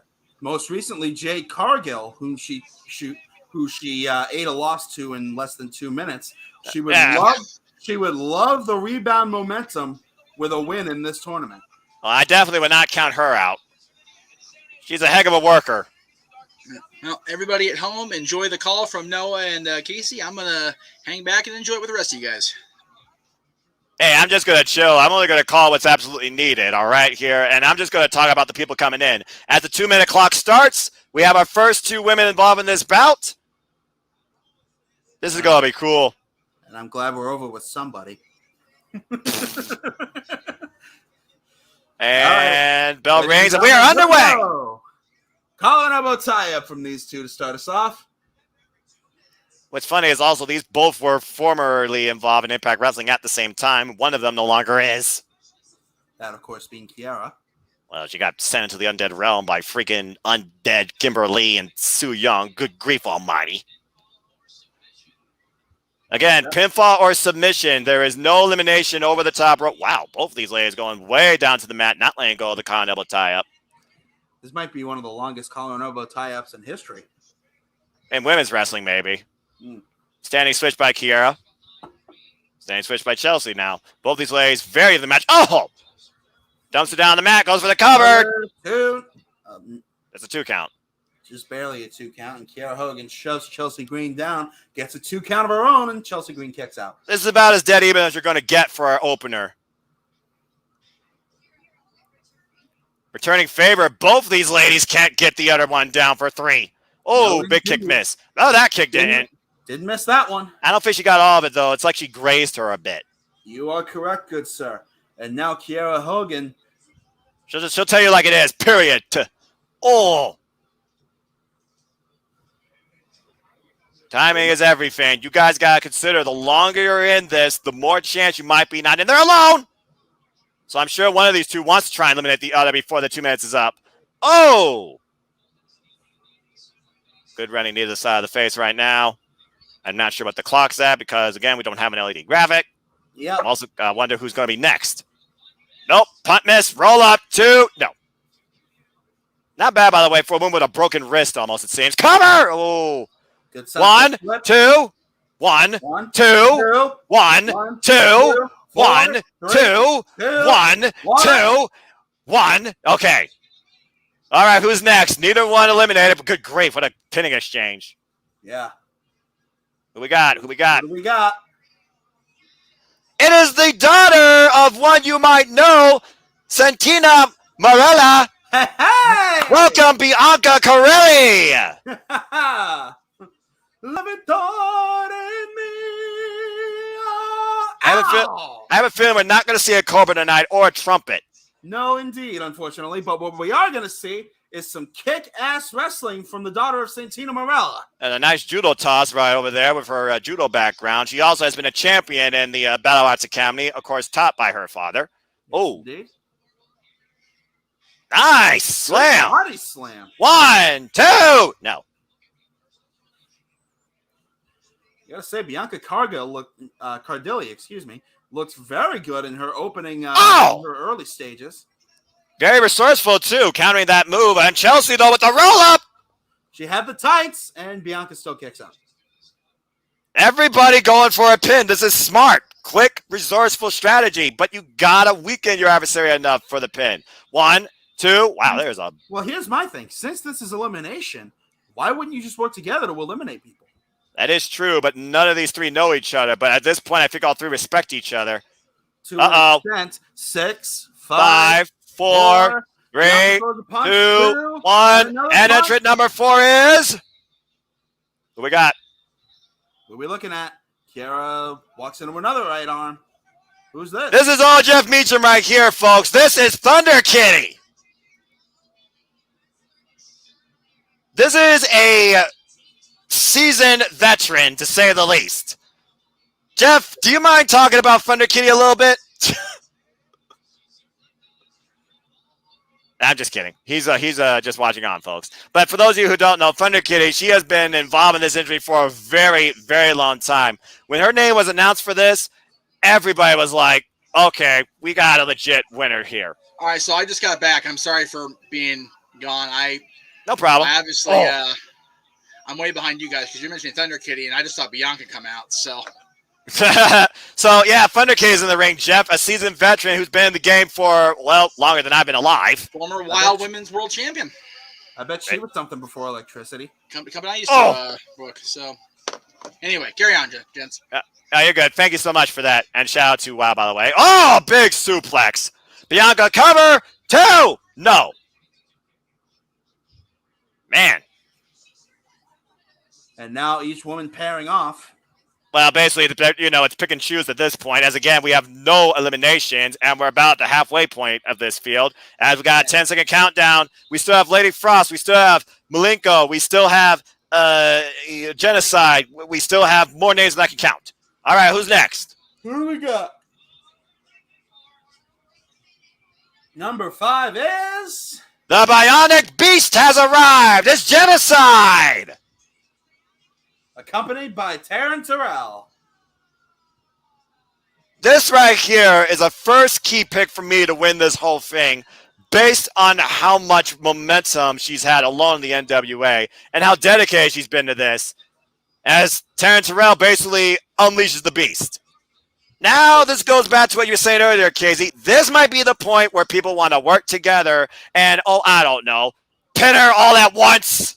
Yeah, because if anybody is a semi-shoo-in to win this whole thing, she's just walked into the ring right now and laid out 2 people. Make that 3. Actually 4. Just say the whole field. Oh, Bianca back up, though. Bianca back up. Not intimidated. I like the fire of this. Oh, that was not smart. That was not smart indeed. And Genocide going to make her pay. Oh! That's it. That is curtains for 1, 2, arrivederci. Good night. A great showing by Bianca as she is the first eliminated. Again, Genocide is a game changer, folks. To a degree, a lot of us never imagined before we started watching this. Oh, look at this. Here comes the team up. Thunder Kitty and Chelsea Green. Look at Genocide, though. Literally, double Irish whip. Takes them both off and swings Kiera off her back. All right, who's going to come out next? Genocide firmly controlling the ring as we got entrant number 6. What we got? Oh, we just got a whole lot colder here. Lady Frost.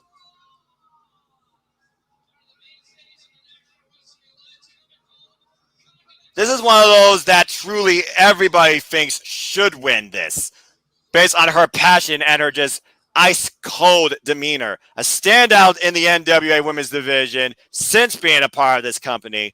Recently had a great contest with Kenzie Page in the Champion Series, even though on the losing end, she showed a lot as Taryn Terrell simply boos her. I read one time a meatpacking plant wanted to use her as storage. Well, there's probably some truth to that, Jerry. Anyway, we have 4 women left as the Lady Frost takes as much time as possible. I mean, honestly, it is a smart strategy. Yep, make your opponent think about it. Because if you're thinking, you're stinking. All right.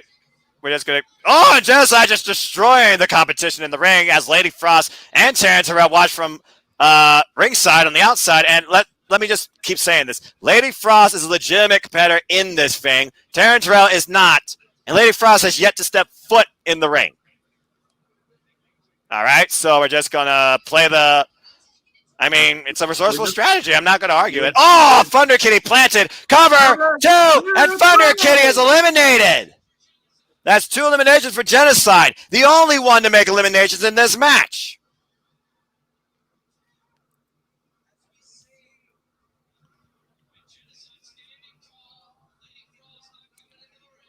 Again, Lady Frost, I don't think she wants to be in the same ring as Genocide. Would you? No. I value my spine. I'm just going to say that for the record. Kiera, though. Oh, that was a hell of a headbutt. Yeah. And we still got the first 2 in the ring, I might add. Chelsea Green and Kiera Hogan. Yep. Hey, production crew, you still have the Lady Frost graphic on the screen. Just saying. And she's not right now on camera. Just saying, you know. This is ironic. I gotta say also, we have not seen Sky Blue or Kenzie Page or Christy James yet either. I just realized that. We didn't have those matches. Wait a second. Did something get changed? We did not have Christy James, Sky Blue, or Kenzie Page. They weren't officially scheduled for matches. They might be in this. I mean, you know what? The more the merrier, I guess, this field. I don't know, but I just thought about that. Anyway, I'm just so confused right now. First off, have we gone past 2 minutes yet? Is this a production error? Lady Frost, you going to get in the ring or what? Anyway, Genocide off the ropes, controlling Kiera Hogan. A big cross body. Cover 2. No. Okay, this had to have been longer than 2 minutes. What is going on? Even Terrence Terrell's confused. I think everyone's confused at this point, but also Genocide is like the Terminator. She won't go down. She just rises up. Oh! Well, I stand corrected on that. To the chest. Again, this is what you need to do. If you're the biggest threat in this match, the rest of the field is going to try and gain up on you, if they're resourceful and smart, and pretty much try and eliminate you. And the name bar finally goes away, and we change camera angles at last. That was a weird angle. Anyway, here's the countdown. All right, who we got left? That was at least 4 minutes. Yeah, no kidding. As they're counting down faster than the LED on the screen. All right, who's next? Entrant number 7 of who knows how many.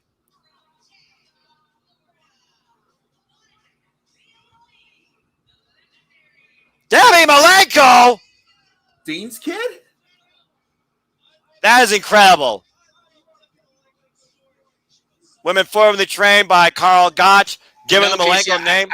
I made that same mistake. She was bestowed the Malenko name after training with the family, but she is not actually a blood Malenko. Ah, okay. All right. Oh! Well, she might have a stiff striking game like Malenko after that. She brings Lady Frost into the ring.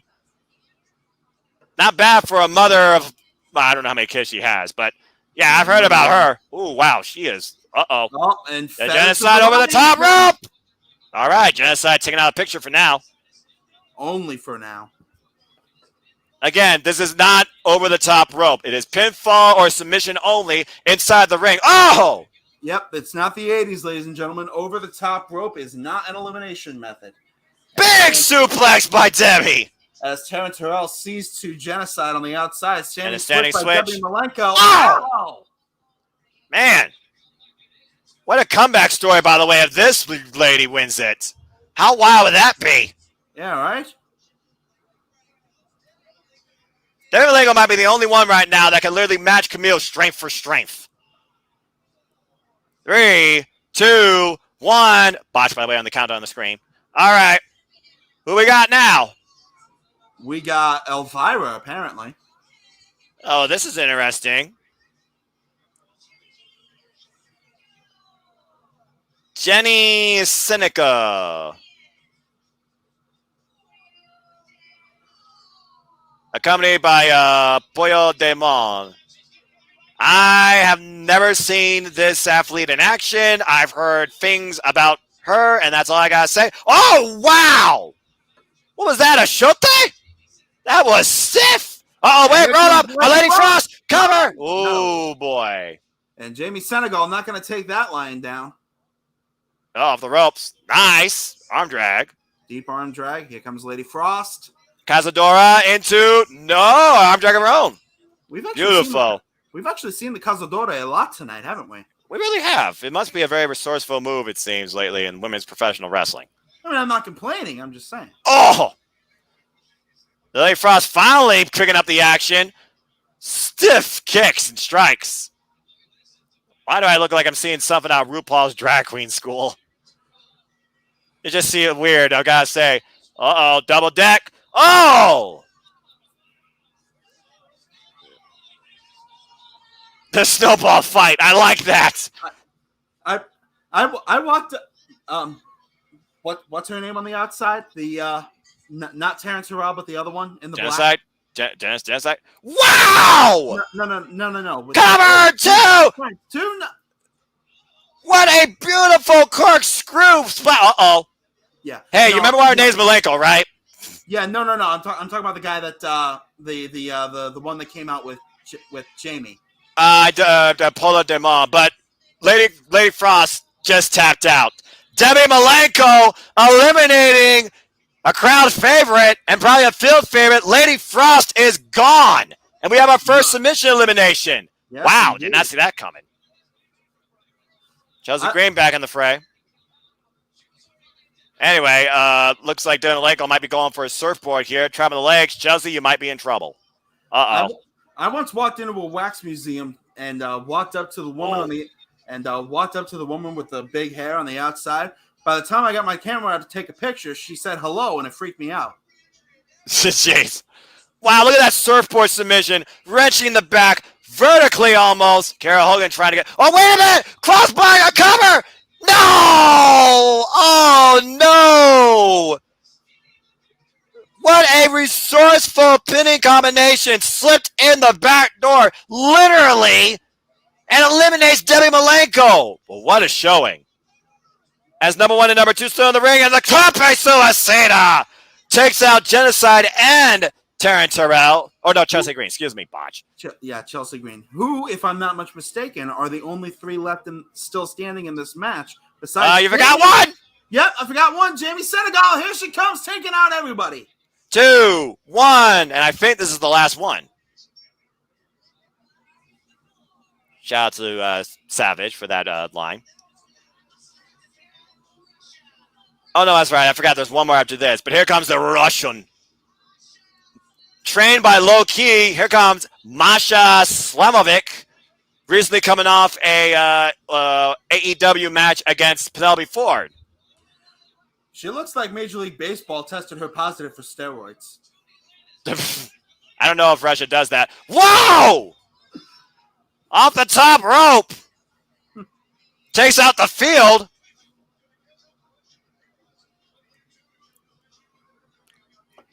And Genocide, they'll back up, though. And again, the most dangerous force in this match, in my opinion. As Terrence Harrell watches on from ringside. Oh! Got her up. The Russian and the Cyborg. I like that. Oh, man! Big DVD. Cover 2 and no. I once walked into a computer store to buy a laptop.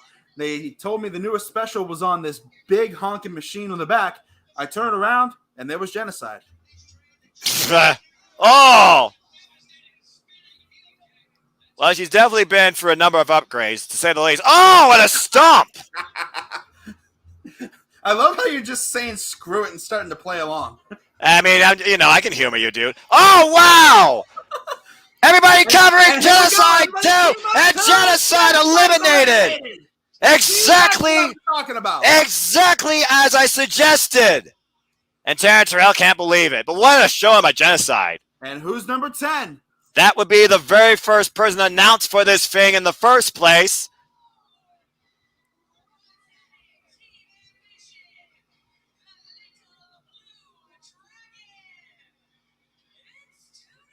The Little Blue Dragon, Tootie Lynn, the very first person announced for this invitational, making history, according to what I've read, as the first, I believe, African-American wrestler to compete in the chase.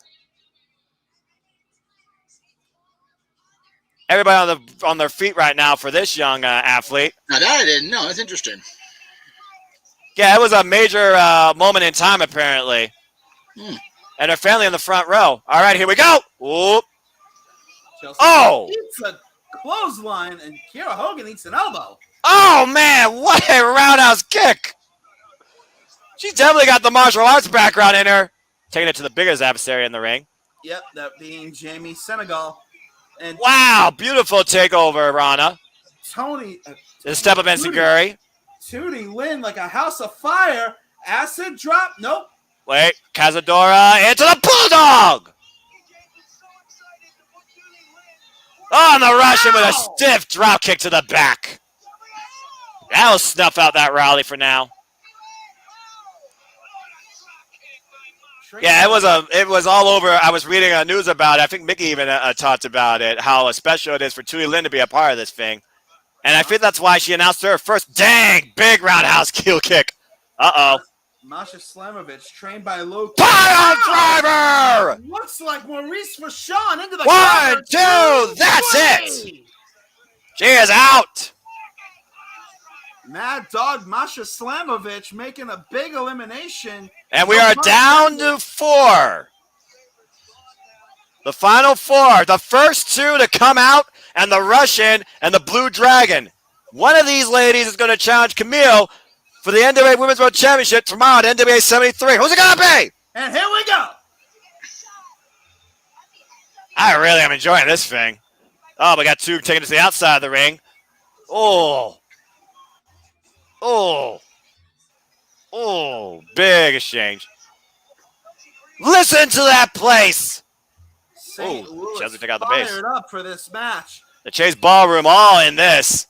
The Chelsea Green picking up momentum off the ropes. And runs into the Russian. Vader just. Runs chest first into Mad Dog Masha Slamovich. Oh, the double stomp right there, though, by Tootie Lynn. Kiera Hogan grabs the ankle and yanks Tootie Lynn out of the ring. Again, not eliminated. Oh! Didn't get all that kick. I think she was going for the side of the head, got the upper arm. Yeah, got the upper arm and shoulder area. That drop kick, though, got all of it. Yep, both of those will do some damage. Kiera Hogan in the corner, got her set up for... Oh! Attack. And wow, I've seen one of those. Or would that be the rear view? No, the rear view is by somebody else. You know that. Kiera Hogan, though, fired up. Might be going to the top. We're going to see what happens here. We've seen some great crashes, though. Oh! Now we just see a smack to the face. Hey, that will slow down anybody. Again, Slamovic is nobody to take lightly, and is nobody to, be feeling that I could do this to you at any time. Uh-oh. Uh-oh. This could end badly. This is going to end very badly. Wait, Chelsea and Tootie Lynn from the base. Slamovic got Kiera Hogan up. Oh, man! Tyra Doe, Slamovic falls in the cover, and Kiera Hogan is eliminated. That was a team effort. Inadvertent or not, Kiera Hogan is out. But what a showing. From number 2, I think she lasted almost 25 minutes. You would be correct. Down to 3 as Chelsea Green, the very first entrant, still in this thing with a ripcord back elbow strike. The NWA announced during the tag team championship final that the chase was sold out. So Empowerrr is officially sold out. Great job, St. Louis, for coming out supporting. That's awesome. Respect. Damn right. Beautiful suplex with the bridge. Oh. Chelsea Green just barely out in the nick of time. That was a beautiful bridge, but she did not fully have it executed. I don't think she had a firm base. You got to watch the feet. Oh, look at this. The crucifix? No. Into the sunset flip attempt. And Slamovich just slaps her. That's fine. An insult. Masha says, no, not today. Oh, wow. What's she going over here? Powerbomb. Got her up. Uh-oh. Hey, roll through. Cover. Drops the legs. Slamovich eliminated. It's down to number 1 and number 10. I did not see this coming. Congratulations, by the way, to Mickey James, NWA, and all involved on selling out for Empowerrr. Rightfully deserved. Rightfully so. And then there were 2. The Hot Mess and the Blue Dragon. The first one in and the last one. I don't want to say standing. We'll find that out once these two are done with each other. Well, they're already going after each other, and Chelsea might be looking for the unprettier. Nope. Well, the kill switch, you might say. Well, that's brought on by Christian. Oh, the backslide! Shoulders down! No. Chelsea Green out. Whoa. Ducks the kick, does 2. Roll up. Cover, 2, no. High stack, not enough. This is that front headlock and escape. Standing switch. Ripcord. Oh! Back elbow. That might have rocked her enough to set up for... Here it comes. The prettier! And the hot mess into the cover! 2! And Chelsea Green wins it! Chelsea Green, the hot mess. Can you believe it? The first woman in and the last woman standing. She ran the gauntlet! She's run the table, ladies and gentlemen. Chelsea Green faces the Brick House tomorrow night at NWA 73. And she is also the first ever Women's Invitational winner. What a fight, though, by Tootie Lynn. My goodness, that was impressive. Look at this as a show of sportsmanship. Helping Tootie Lynn to her feet, the big embrace. This is what it's all about, ladies and gentlemen. Earning the respect of not only those with whom you share the ring, but those for whom you perform night in and night out. As the entire field from tonight's show now comes out to the ring to celebrate what they did tonight and to celebrate women's professional wrestling. An amazing show brought forward tonight by Mickie James, the NWA, and an absolute incredible showcase of professional wrestling. Gender not a factor. As Melina being escorted by Mae Valentine. Oh, yeah, her knee is messed up, man. What an incredible night, an incredible moment in history. And congratulations to Chelsea Green. Hey, there's Christy Jane. There's the trophy. And there's Jazz. And Medusa and Gail Kim and Mickie James for everything they brought forward tonight. Thank you, ladies. It's been a long time coming. And to the old fart that believed that this didn't matter, this doesn't sell, screw you. How those words taste, you prick.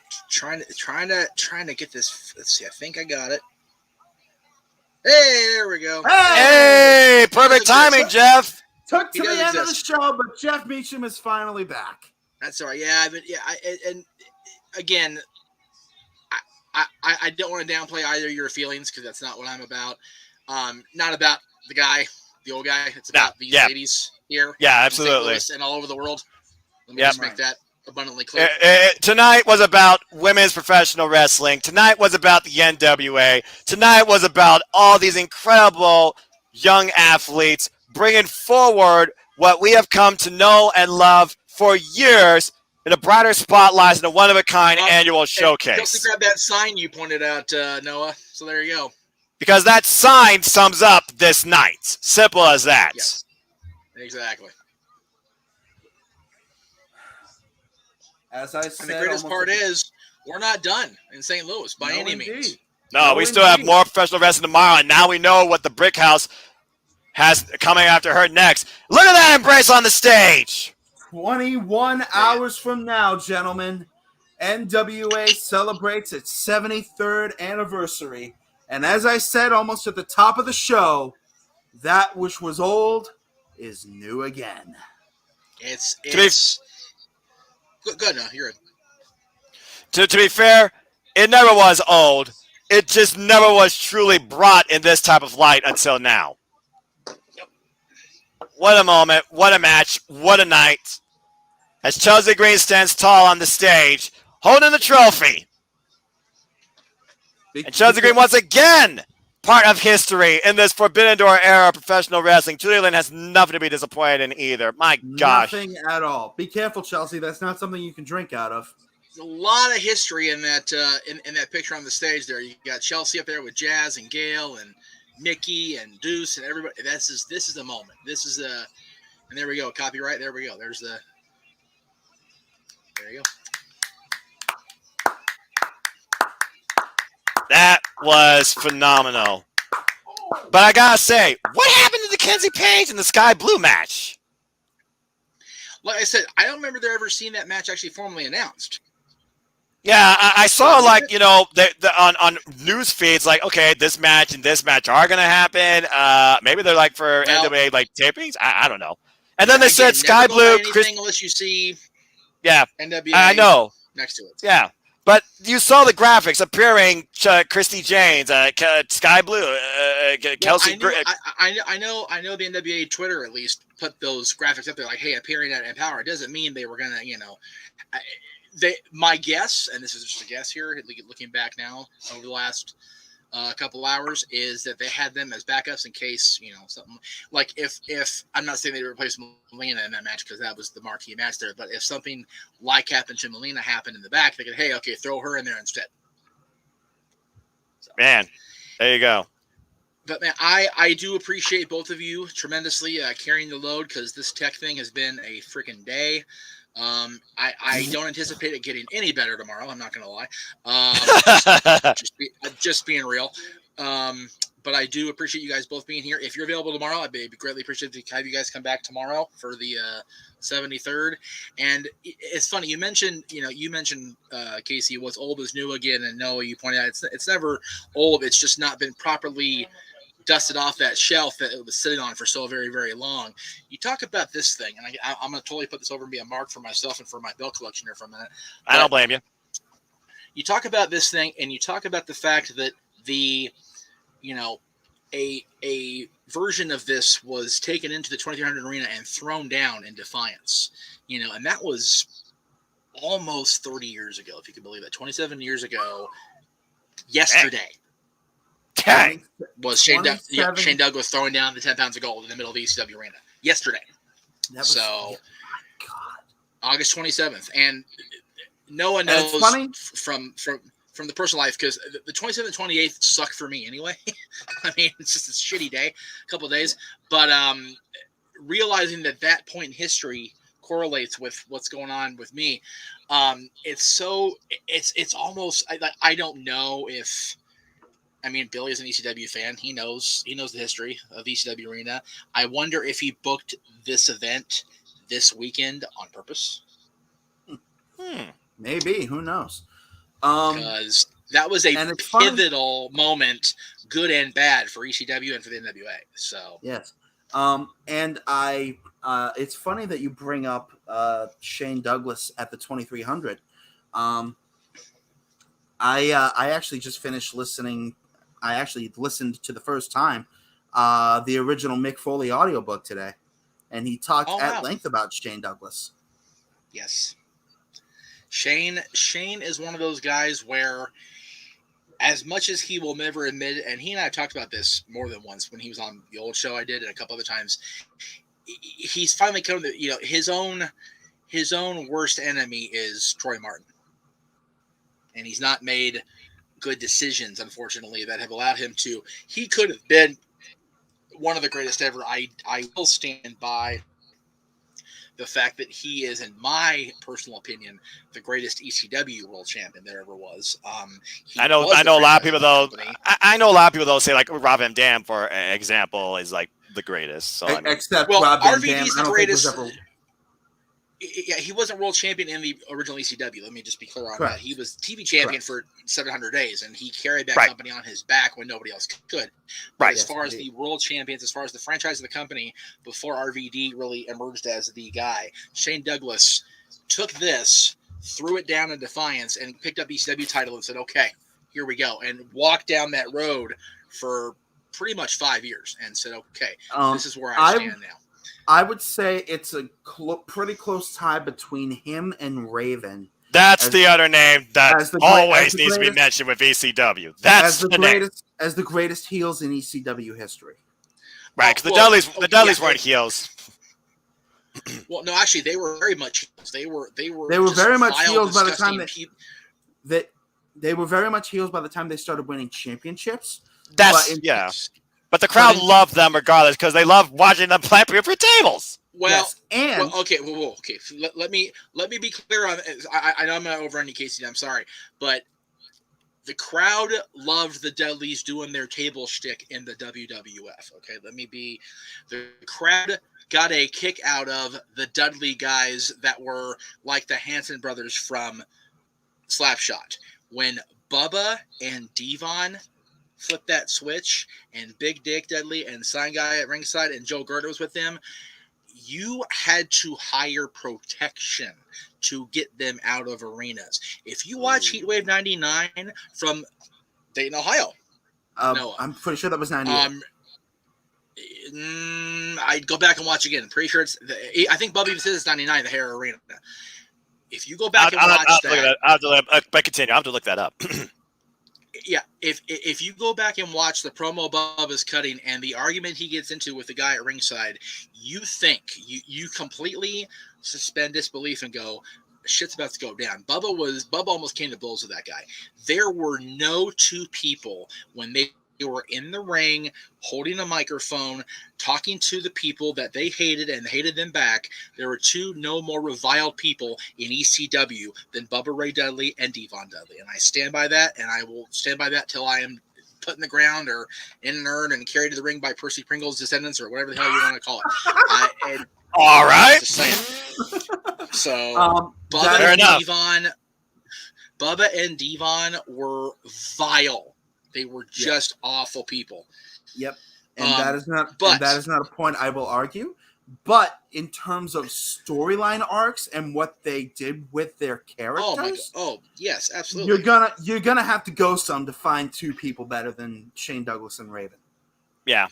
No, and the thing with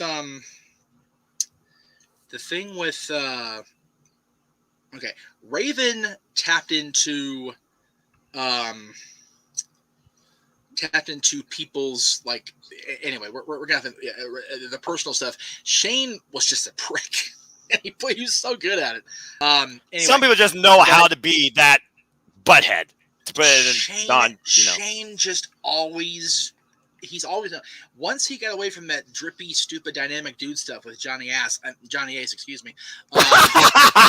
He completely he flipped that switch. So anyway. I will say this: the NWA has come a long way in those 27 years this weekend. So I'm looking forward to the resurgence in St. Louis. I'm looking forward to every championship. I like your word choice there. Tomorrow, I like your word choice there. What's that? Thank you. Yeah, it really has been. You know, like I said to Noah before you came on the air, Casey. You know, Billy talked about a 20-year plan 4 years ago. People look at him like he had three heads, like they laughed it off. It's like, man, 20-year plan is a bad way to go. I feel that I've said this from the beginning. I don't go out of my way to make sure I'm in front of my device, TV, whatever you want to call it, any other time than Tuesdays at 6:05 Eastern. Because I have to see what the NWA is doing. That's my wheelhouse. This brand, these three letters, this company is what professional wrestling is and has been since 1948. Yes, the WWF has been the global powerhouse. Yes, WCW knocked Vince on his ass for 83 weeks. Yes, ECW had that cult following. Yes, TNA gave us an opportunity to think maybe there's something different. Yes, AEW is really making us go, wow, there actually is more out there. Is there life out there? So much we haven't seen, as Reba might have paraphrased and said. But the NWA has always been. New Japan Pro Wrestling and New Japan is giving us a glimpse into New another Japan, world. AAA. Yeah, New Japan. The list goes on and on, but yeah, I get what Jeff is saying. When you hear the words professional wrestling, as I learned with my first exposure, being 29 years old, as I learned my first exposure at the Crockett Cup 2019 with this very man. I think it was actually our very first watch along together too. That's where I truly learned where professional wrestling truly is rooted from. Been with the NWA since. And learning about it too. And I recognized Harley Race and Ric Flair and Dusty Rhodes, Satoshi Kojima being former NWA. When I look at Wrestle Kingdom, I'm like, wait a minute. That's the NWA World Championship he has there. What? I recognize that. Yeah, when you think about the history of the NWA Championship, you think about how many people have held this, and you don't even realize they've done it. Like, you don't even realize how many people are on this very prestigious list. And yes, there's a couple on there that, the people that booked the NWA or NWA go, yeah, we did that. Our bad, I mean, the Sheik from 2011 is a great example of that. That was a complete cluster. It really was. And I'm not trying to disparage the man. I had never met the guy. Couldn't tell you how he is in personal life, but I do know that was a horrible situation with them after the thing with Colt Adam did so well for so long. But we are here. We are on the cusp of the 73rd anniversary, from all the way back in Waterloo, Iowa, back in 1948 to here we are, 2021, and we're on a global platform that's being seen, by 4 people, whatever, around the world. But we're talking about the NWA in 2021, and that's what it's about. And I'm so happy to have you two here. I'm happy to have people like David here saying great show. I do appreciate that, David, very much. And yes, what a pop for Kong. I'm so happy for Kia, the former retirement. I've known Kia for so long. She is one of the dearest, sweetest people I've ever met in my life, and just got a really bad shake of things the last few years with everything around WWE and all that happened with her in her personal life. So I'm glad she's found peace. I'm glad she's, walking away on a high note with her biggest rival there embracing her. So freaking cool for me to see that. The tears of Awesome Kong in that embrace too. You could tell how special, how important, and how long she may have wanted to do this, but just didn't find the right feeling or stage to do it. Tonight, you couldn't have asked for a better time to do it. Dude, you want to know how perfect? 100%. You want to know how? Dude, you want to know how perfect it was? That was 2 hours ago, and I'm still crying thinking about it. Yeah. It's people make fun of the guy in Chicago last Friday, and people make fun of, the women for always crying at the big moments. You know what? Screw you. It's emotional for us. We love this stuff. We're human. I've always loved this stuff, dude. Since I was, I've loved many things in my life. If you could see beyond the green screen back here, you would see Los Angeles Kings stuff and, stuff from my life over the years. But there has never been one thing in my life that has been a constant, besides my family, more than professional wrestling, sports entertainment, whatever you want to call it. And I am so glad to have it, and I'm honored to have been doing this for, it'll be 19 years. Next month. So God bless you, just bro. crazy that the No DQ media thing, when it was still the mayhem.com, started all those years ago, and I can't wait to celebrate that next month. And Aaron pointed out to me, next year is 15 years for Talk Wrestling and 20 for the DQ media thing as a whole. So I'm literally getting choked up. Yeah, you literally are. You're over the moon. Getting so choked up. Gotta get like a drink of water or Mountain Dew or something like that. It's like I'm out of juice. So, I'm almost out of Gatorade. Let me just say this. Thank you to the Simple Man Noah Foster, and you can find him on social media at NoDQ/Noah, of course. Casey, where can we find you, my friend, on social media? You can find me on Twitter at CTroop19. You can subscribe to me on YouTube. Channel name is Luke Lynch. Also, Luke 12 Lynch on Twitch. I stream there every now and again. Might have one coming up pretty soon with DC Universe Online. Nice. So keep an eye out for that. And you can find me back here tomorrow with these two gentlemen once more for the 73rd anniversary show. Where we got headline Nick Aldis and the 10 pounds of gold against Trevor Murdoch, where Trevor said it's all or nothing. I win or I'm done. Do it for Lance, bro. That's it. It's we'll get more into that in the pre-show tomorrow afternoon. But right. Yeah, because I'll get all mine up on Caden Murdoch and I'll be here all friggin' night. Because I love fair point. Pieces. Well, I don't have to be up in the morning. Well, I do, because again, I serve the Lord at my church. In fact, I got set up the order of service that literally just got mailed to me via my iWatch. Oh, well there you go.